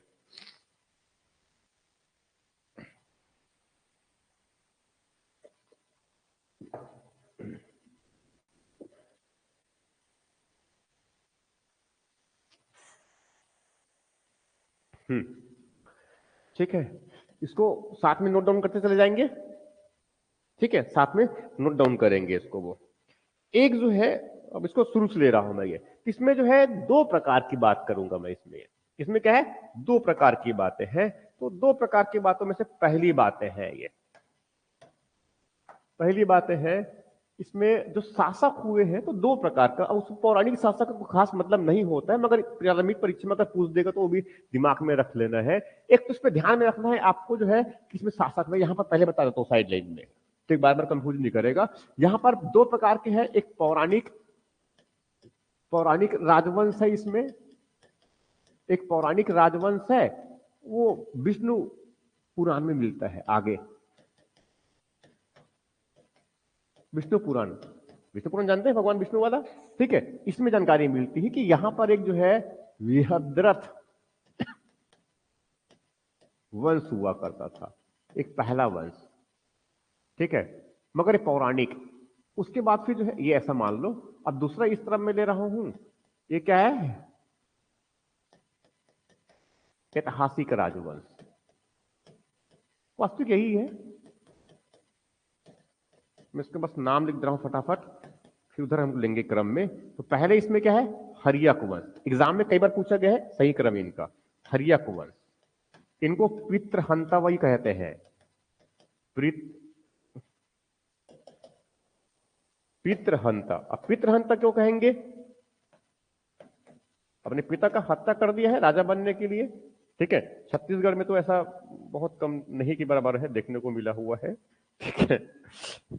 दूसरा जो है, अब अभी चलता है ये, अभी भारत की राजनीति में लगभग इस प्रकार से चलता है, नहीं चलता है, चलता है, ऐसा होता है ना, ये नहीं होता है। गुलाम सिंह के बेटा जो है वो क्या नाम है, यादव, क्या नाम है उनका, अखिलेश, उसने ठीक इस प्रकार से कुछ, हत्या की बात नहीं कह रहा हूं मैं, उनके विरोध करना भी तो अपने आप में क्या है, ठीक है। हर्यक वंश, फिर सुनाग, सुनाग वंश।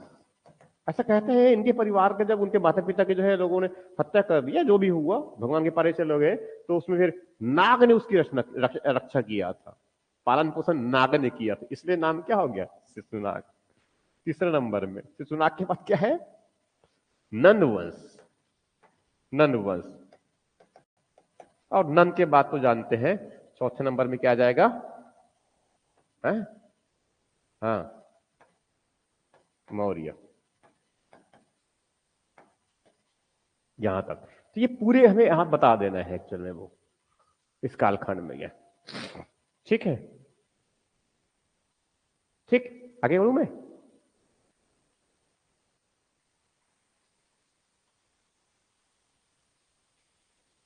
हाँ, तो क्या है,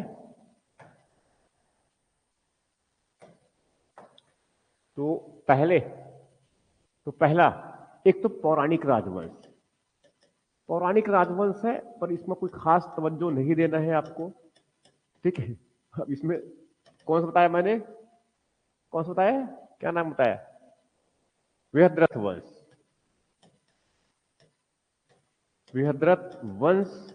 और यहां पर जो है इसमें राजा, और राजा की जानकारी मिलता है, जरासंघ।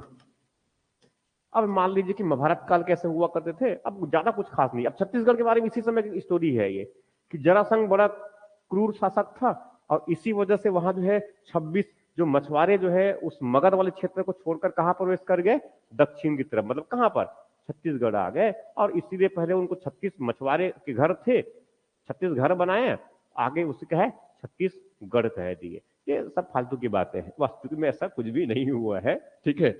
ये तो जरासंघ हुआ करता था, मगर ये पौराणिक है, जैसे बताया मैंने, तो इनका कोई हमें ऐतिहासिक साक्ष्य नहीं है, इनका कोई ऐतिहासिक साक्ष्य नहीं है, इसीलिए इनको बहुत अधिक तवज्जो देने की आवश्यकता नहीं है, ठीक है। इसके बाद जो है, जो ऐतिहासिक राजवंश है, इसमें ऐतिहासिक जो राजवंश है, जिसने मगध के उत्कर्ष में, जिसने मगध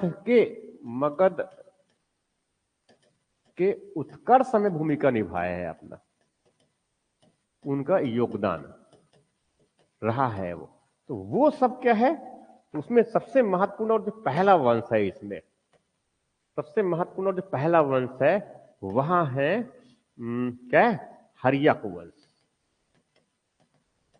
इन्हीं को जो है पितृहंता भी कहते हैं। क्या कहते हैं? पितृहंता वंश भी कहते हैं। पितृहंता क्यों कहते हैं वो समझ में आ जाएगा कुछ देर में। ठीक है, तो इसमें जो पहला शासक है इसका नाम है बिंबिसार। क्या है? बिंबिसार। बिंबिसार है, और एक और शासक आता है आगे चल करके बिंदुसार। बिंदुसार जो है चंद्रगुप्त मौर्य के बाद और अशोक से पहले। ठीक है, बिंदुसार जो है चंद्रगुप्त मौर्य के बाद और अशोक के पहले। ठीक है, वो शासक हुआ करता था। ये क्या है? बिंबिसार है। ये बिंबिसार जो है हर्यक वंश का पहला शासक है। ये बड़ा जो है साहसिक है। ठीक है, ये जैसी भी करके जो है अपने राज्य का विस्तार करना चाहता है ये। ठीक है, इसने जो है अपने जो है वो ईरान वाला सेना को देख रखा था, सुन रखा था, तो उसने जो है अपनी जो प्रशासनिक संगठन को मजबूत बनाया इसने अपने राज्य विस्तार के लिए। प्रशासनिक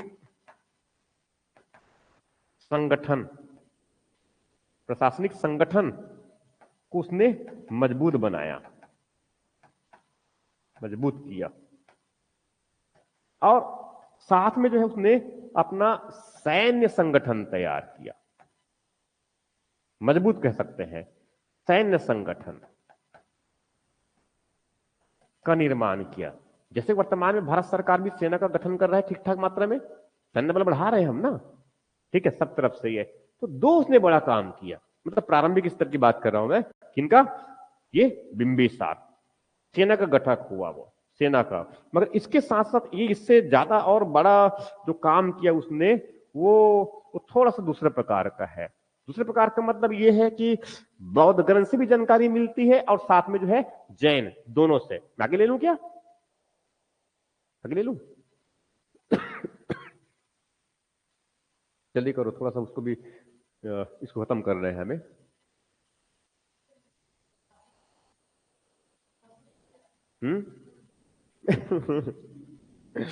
इसको समझ लेना है ऐसे। ये क्या है? मजबूत है।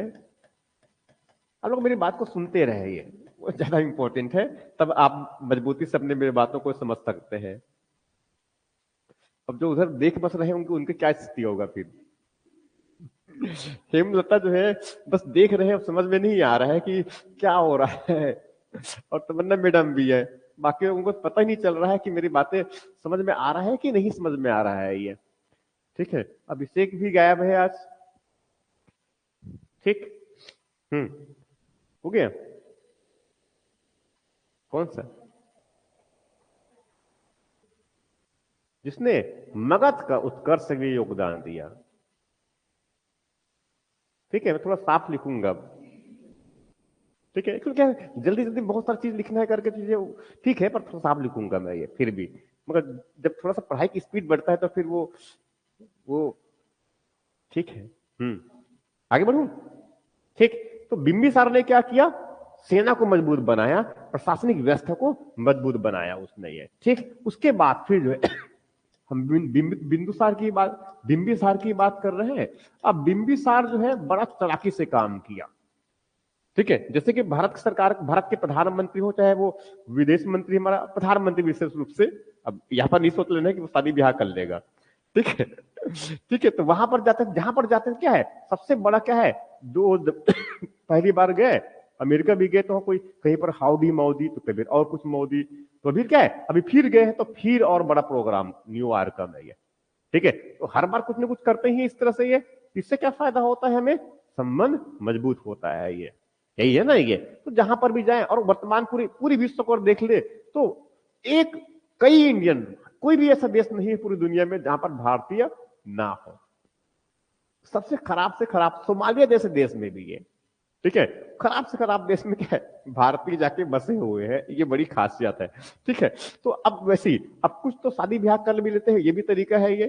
ठीक है, तो अब ठीक है, और वो छत्तीसगढ़ में जो है वो अब जगदलपुर में भी जो है पासपोर्ट सेवा केंद्र खुल गया है हमारा, कांकेर में भी खुल गया है। तब तो पासपोर्ट बनाना बहुत आसान है। और ठीक है, तो ये जो है अपना तरीका था इनका राज्य विस्तार का। उसने दो पद्धति अपनाया।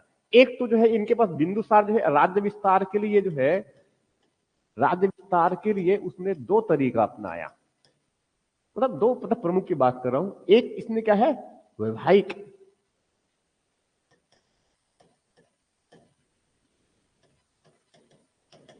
संबंध स्थापित किया इसने, ठीक है। और उसने जो है कई अलग अलग महाजनपदों से उसने विवाह करना, महाजनपद में जो उनकी राजकुमारी है, जैसे कि कौशल, जैसे कि क्या है, कौशल। तो कौशल के जो है कौशल के जो है राजा हुआ करते थे, क्या नाम है उनका, प्रसेनजीत, ठीक है। कौशल के राजा हुआ करते थे पहले प्रसेनजीत। तो कौशल के राजकुमारी कौशला देवी,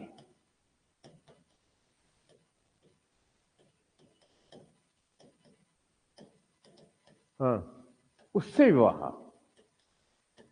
तो क्या हो गया, कौशल और दोनों क्या है, थोड़ा सगे संबंधी बन गए। तो सभाई के अब क्या होगा, वो धीरे से क्या करेगा, उस क्षेत्र का जो है अपना प्रभाव बन गया उनका, तो सैन्य संगठन भी जो है वहां से जो है उनको मिल जाएगा, ठीक है। और साथ में जो है उसने वो काशी जो क्षेत्र था उसको भी उनको मिल गया कुछ समय बाद में। और आगे जो है उसमें जो एक और जो, ये तो पहली पत्नी बताया मैंने, कौन सा है, कौशल के राजकुमार है। दूसरा जो है वो लिच्छवी गणराज्य, दूसरा क्या है, लिच्छवी।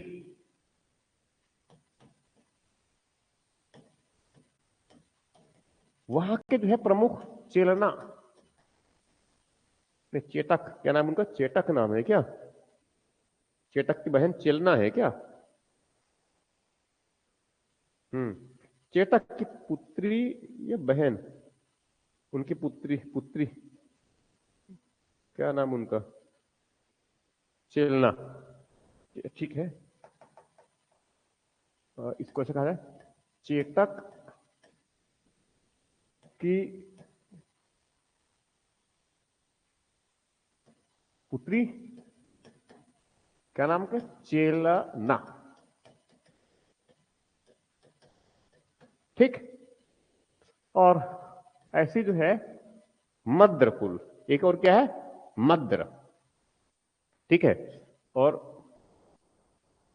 मद्र, और ये मद्र मतलब कहां की बात करूं मैं, कुरु वाले क्षेत्र की बात करूं, वहां के राजकुमारी से भी विवाह। तो इस तरह से क्या है, इसने शादी ब्याह करके भी राज्य का अपना विस्तार कर लिया, ठीक, ये हुआ। और दूसरा और सबसे इंपॉर्टेंट, वो जो मगध वाले अंग वाले में कुछ था नहीं, तो उस पर आक्रमण कर दिया। शादी ब्याह की व्यवस्था नहीं बन पाया तो क्या है, सीधा आक्रमण किया और अंग पर आक्रमण कर दिया। अंग पर आक्रमण, अंग पर आक्रमण कर अधिकार कर लिया, ठीक है। इस तरह से किसका खेल हो गया, ये बिंबिसार का हो गया, हा? क्या है, अंग पर आक्रमण कर अधिकार, ये मद्र, मद्र या कुरु, कुरु मतलब जानता ना, ये कुरु के राजकुमारी, ये तो साफ साफ दिख रहा है, कुरु की राजकुमारी, ठीक है। ये क्या हुआ, बिंबिसार। और दूसरा क्या है, अंग। तो अब इससे फायदा क्या हो गया, कौशल पर भी उनका थोड़ा सा प्रभाव हो गया, लिच्छवी और मद्र, इसे भी सैन्य संगठन दिया जा सकता है। और आसपास में वज्जी और बाकी सब जो छोटे छोटे गणराज्य हैं उनको अपने क्षेत्र में मिलाया जा सकता है। तो इस प्रकार से क्या है, ये इस प्रकार से ये, तो ये जो है अपने विस्तार नीति के अंतर्गत क्या का तरीका अपनाता है, व्यवहारिक भी और साथ में जो है आक्रामक भी, दोनों तरीके हैं इनके पास में। तो इसके बाद फिर दूसरा महत्वपूर्ण कौन बन गया इसमें जो है, दूसरा महत्वपूर्ण, और हाँ, अब इसके साथ में जो अवंती हुई अपने राज्य विस्तार कर रहा था, अवंती भी राज्य विस्तार कर रहा था, तो उसने क्या किया, जो जो अवंती की सहायता प्राप्त करने के लिए अवंती की जो राजा पहले आपस में लड़ते रहे, तो अवंती की जो शासक है जिसका नाम है प्रद्योत, कोई इनको चंद प्रद्योत भी कह देते हैं, ठीक है। ये जब बीमार पड़ गया, इनको पीलिया हो गया, तब मगध के राजा ने, ठीक है, ये बीमार पड़ गया, ऐसा लिख दो, बीमार हुआ, तब मगध के जो है शासक कौन, ये बिंबिसार, मगध के शासक ने क्या किया, इसने अपना जो है राजवैद, राजवैद जिसका नाम हुआ करता था जीवक। ये सब नाम दिमाग में रखना है, मतलब याद रखना है। जीवक, जीवक से इलाज करवाया और क्या बन गए आपस में दोनों ये मित्र बन गए।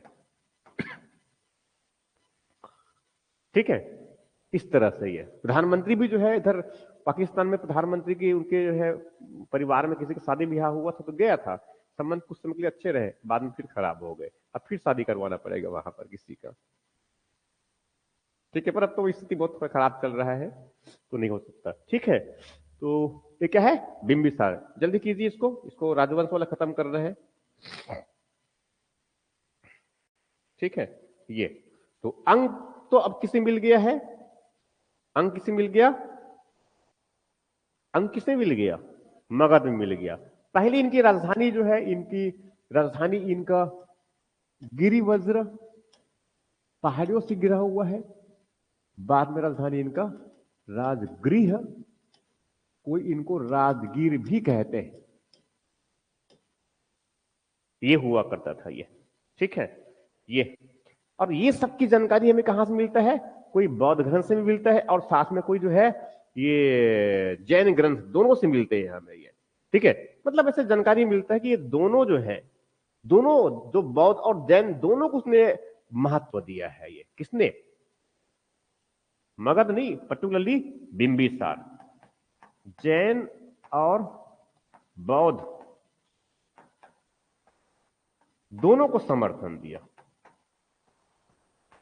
दोनों को उसने जो है समर्थन दे रखा है ये। इसीलिए जो है दोनों के साहित्यिक ग्रंथ में इनकी जानकारी मिलती है ये। ठीक है, और बाद में जो है सब पता चलता है बौद्ध ग्रंथ में जो है कि कि जो है इनके जो पुत्र हुआ करते थे अजातशत्रु, इनके जो पुत्र हुआ करते थे अजातशत्रु। ठीक है, अजातशत्रु जो है चूंकि लंबे समय तक उनको जो है राजपाट नहीं मिला था तो वो विद्रोही हो गया था। ठीक है, वो क्या है विद्रोही हो गए थे और फाइनली जो है उनको जो है अजातशत्रु सत्ता से हटा देता है ये, मगर उनकी हत्या नहीं किया होता है, ऐसा जानकारी मिलता है ये। ठीक है, मगर बाद में जो है ये बिंबिसार जो है स्वयं उसके डर से जो है जहर पा लिया और भगवान को प्यारे हो गए। समझ में आ रहा है ये? तो कारक मुख्यतः क्या है, वो अजातशत्रु ही है जिसने राज्य का, जिसने जो है उनको पिता को मरने के लिए बाध्य कर दिया। एक ये हुआ, कौन, बिंबिसार। ठीक, आगे बढ़ जाऊं। अब बिंबिसार के बाद दूसरा इधर जो है आगे इस तरफ है, दूसरा जो शासक है इसमें वहां है कौन, अजातशत्रु। अब नाम तो कह रहे हैं दूसरा कोई शत्रु नहीं है, आजाद है, मगर वास्तविक में जो है इनका सबसे बड़ा शत्रु उनका पुत्र ही निकल गया।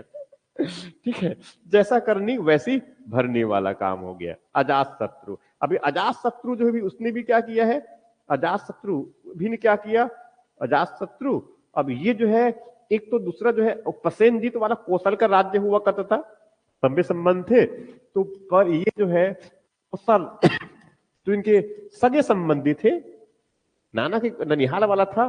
ठीक है, उसके राज्य पर उसने अधिकार कर लिया। सुना रहे ना, ये पहले में तो सिर्फ दहेज का कुछ क्षेत्र मिला हुआ था, तो अब क्या पूरा क्षेत्र, वो विदुदाब वाला जो है समाप्त हो गया और फाइनली जो है कौशल राज्य पर उसने अधिकार कर लिया, कौशल राज्य पर अधिकार कर लिया।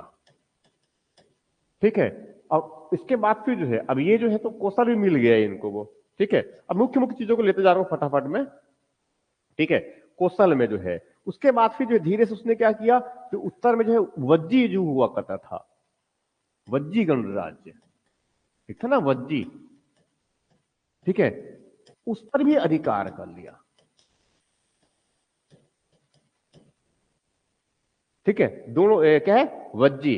अब वज्जी जो है बहुत वज्जी है और साथ में क्या है, लिच्छवी, ये सब बहुत महत्वपूर्ण थे। इन सब पर जो है, क्योंकि अब गणराज्य धीरे धीरे क्या हो रहा है, वो कमजोर होते जा रहा है, धन वगैरह उनके पास में नहीं है, तो अब धीरे धीरे क्या है उनकी स्थिति कमजोर, और उसी कमजोरी का लाभ उठाकर जो है ये जो अजात शत्रु है, ये लगातार जो है अपने क्षेत्र का जो है विस्तार करता चला गया। ठीक, लिच्छवी को जो है अपने राज्य में मिला लिया, वो काशी वाला जो क्षेत्र था उस पर भी अपने राज्य में मिला लिया। ठीक है, मगर ऐसा मानते हैं कि अजातशत्रु जो है, ठीक है, इस पर अधिकार कर लिया, काशी को मिला लिया, काशी पर अधिकार कर लिया। इससे क्या है, इनके राज्य का विस्तार पूरब की तरफ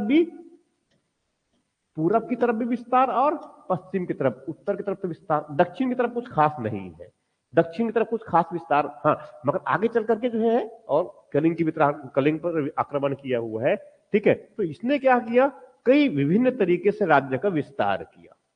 ठीक, मगर दूसरा बहुत महत्वपूर्ण है इस अजातशत्रु के समय जो है कि इन्होंने जो है वो सप्तपर्णी गुफा, कौन सा है, सप्तपर्णी गुफा, सप्तपर्णी गुफा के पास, और वहीं पर एक राजगृह, वहीं पर क्या है, राजगृह, राजगीर भी कहते थे कोई इनको। ठीक है, यहां पर जो है जानकारी मिलता है कि उन्होंने जो है भगवान बुद्ध के, उनके महापरिनिर्वाण के शासन के 8वें काल के बाद, ठीक है, बुद्ध के महापरिनिर्वाण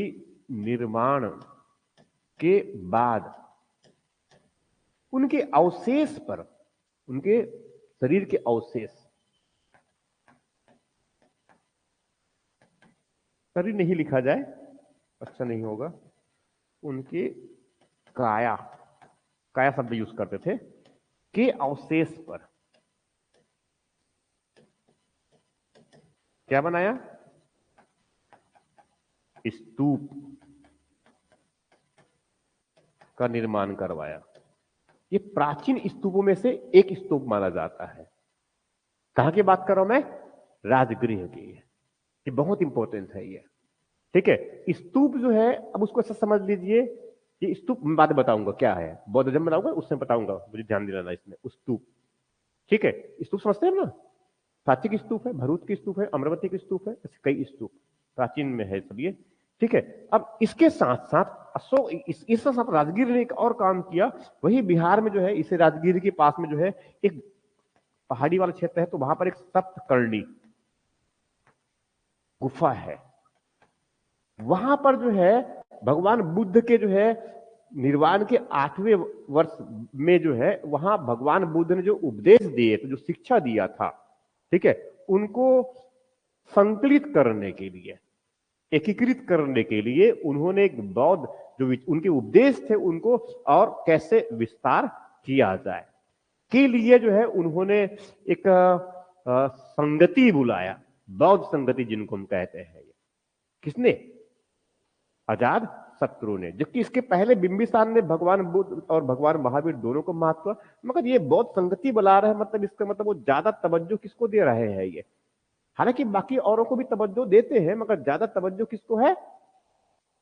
तो प्रथम बौद्ध संगति का आयोजन,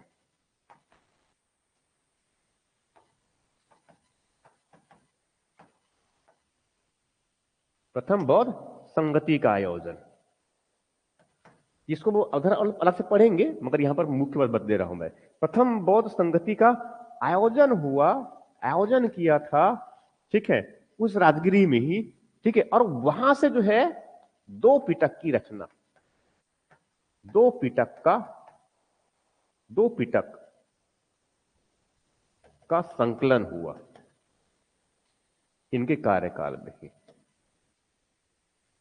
एक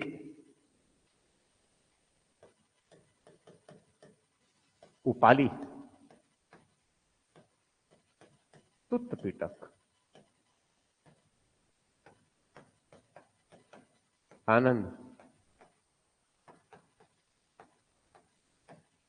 विनय पिटक,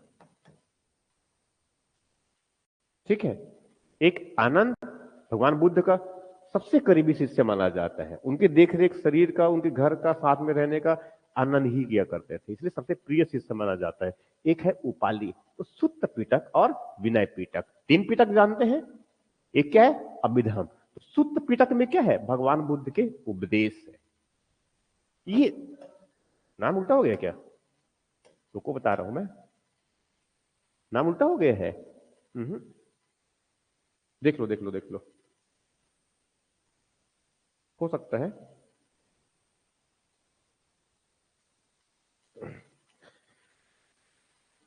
तो है उल्टा हो गया है क्या?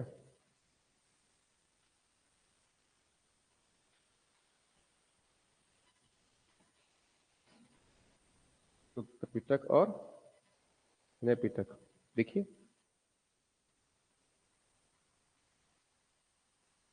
बुद्ध की शिक्षा, सुत्त पिटक और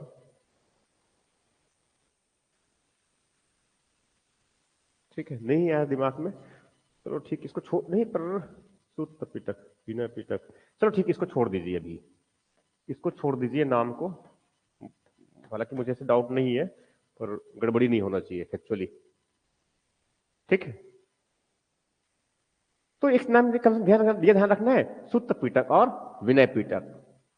ठीक है, तो सुत्त पिटक में क्या है? भगवान बुद्ध के उपदेश है, और दूसरी तरफ जो विनय पिटक है उसमें क्या है? जो बुद्ध के जो अनुयायी है उनके लिए आचार नियम है ये। ठीक है, और इनका जो दार्शनिक पक्ष है वो जो है आगे संकलित किया जाएगा। ठीक है, इस तरह से ये, तो ये दो बड़े काम हुए एक्चुअल में ये, मतलब इस समय जो है, इस समझ लो कि अजात शत्रु के समय ये कम से कम एक बहुत बड़ा काम हो गया देखा जाए तो ये। ठीक है, आगे जानकारी मिलता है कि इस अजात शत्रु की हत्या इनके ही पुत्र उदयन ने कर दिया। एक उदयन मैंने एक और बताया है, उदयन और स्वप्न वासवदत्ता, कौन सी? स्वप्न वासवदत्ता किसने लिखा है नाटक? किसने लिखा? थोड़े पहले बताया हूं ना, भास कवि। ये दिमाग में रखना है ऐसे ही। उदयन ने, पुत्र उदयन ने हत्या कर दिया, जैसा करनी है। हाँ, ये है।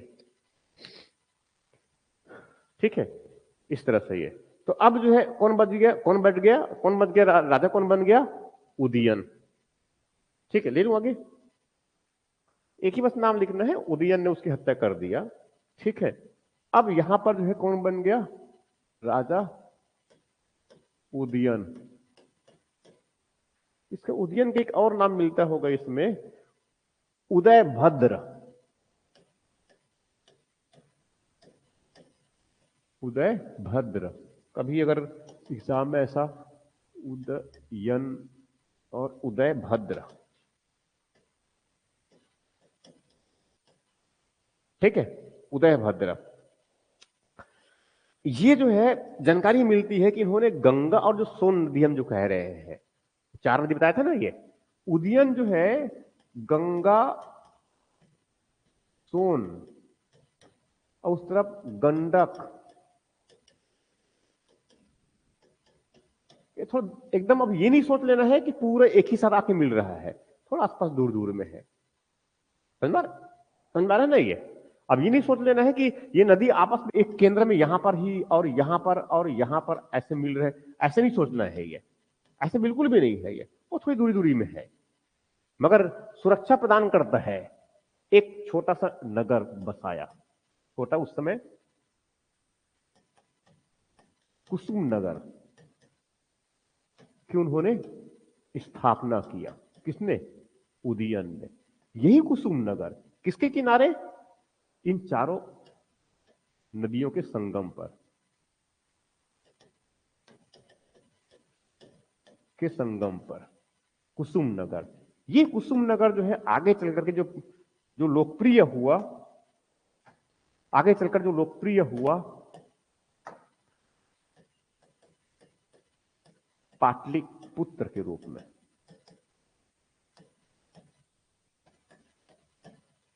ठीक, और ये उनकी राजधानी, लंबे समय तक उनकी राजधानी रहेगी, ये लंबे समय तक उनकी राजधानी रहेगी। ठीक है, हालांकि उसके बाद हालांकि उसके बाद जो है राजधानी कुछ समय के लिए वैशाली, नहीं नहीं, क्या है, क्या छूट रहा है? एक और जो है राजगृह भी कुछ समय के लिए राजधानी था।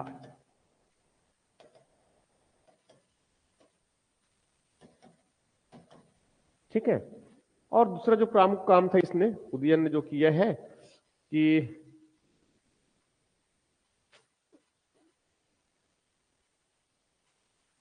ठीक है,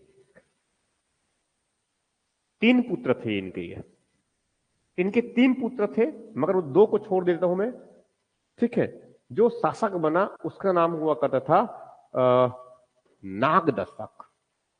उसका नाम था नागदशक। बीच में और भी शासक है इसमें ना, मगर ध्यान रखना है थोड़ा सा इस प्रमुख प्रमुख नाम को, ये सब एग्जाम में एक टर्म्स यूज हुए हैं। ये नागदशक ये अंतिम शासक था। ठीक है। जिसकी हत्या, जिनका जो है, अब ये बड़ा थोड़ा अच्छा काम नहीं कर रहे थे उत्तरोत्तर काल में, इसीलिए जो है प्रजा इनसे खुश नहीं थे। इसीलिए जो है इस नागदशक का एक अमात्य हुआ करता था, अमात्य हुआ करता था जिसका नाम था शिशुनाग। जिसका नाम था शिशुनाग। अब शिशुनाग के बारे में बता चुका हूं मैं, माता पिता भगवान को प्यारे हो गए, लेकिन नाग ने इसकी रक्षा पालन पोषण किया था, ऐसी कहावत इसके बारे में है। ठीक है। और अब इस पर अधिकार किसका हो जाएगा? शिशुनाग का।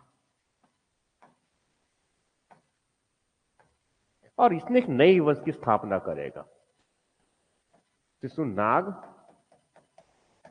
वंश की स्थापना करेगा। शिशुनाग वंश की स्थापना। अब उस शिशुनाग ने स्थापना तो कर ही ली, अब समझ लीजिए कुछ खास बड़ा नहीं बचा है इसमें। ठीक है। और उसके बाद दूसरा बहुत महत्वपूर्ण शासक आता है इसमें, काकवर्ण, जो दिखता काला है मगर करता है बहुत श्वेत कार्य। ठीक है। दूसरा बहुत संगति आयोजन किया था, काला शोक या फिर काकवर्ण।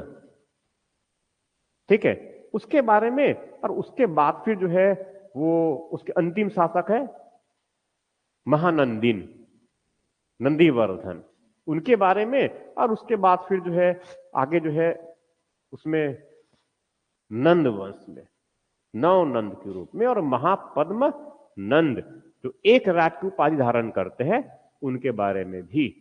उसके बाद फिर घनानंद, अंतिम नंद शासक, फिर वहां से आगे मौर्य। कल बात करेंगे।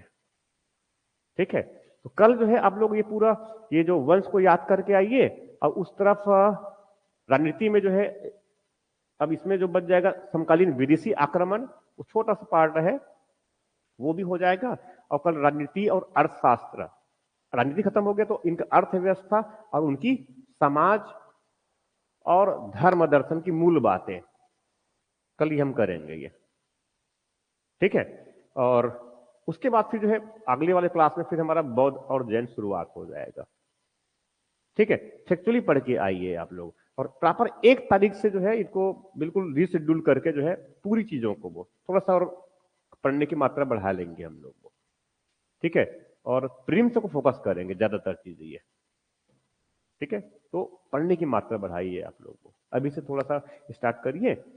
4 महीने के आसपास प्रॉपर टाइम अगर लेंगे उसे शेड्यूलिंग करके, तो थोड़ा ठीक प्लान करके करिए उनको वो। ठीक है। बाकी कल करते हैं और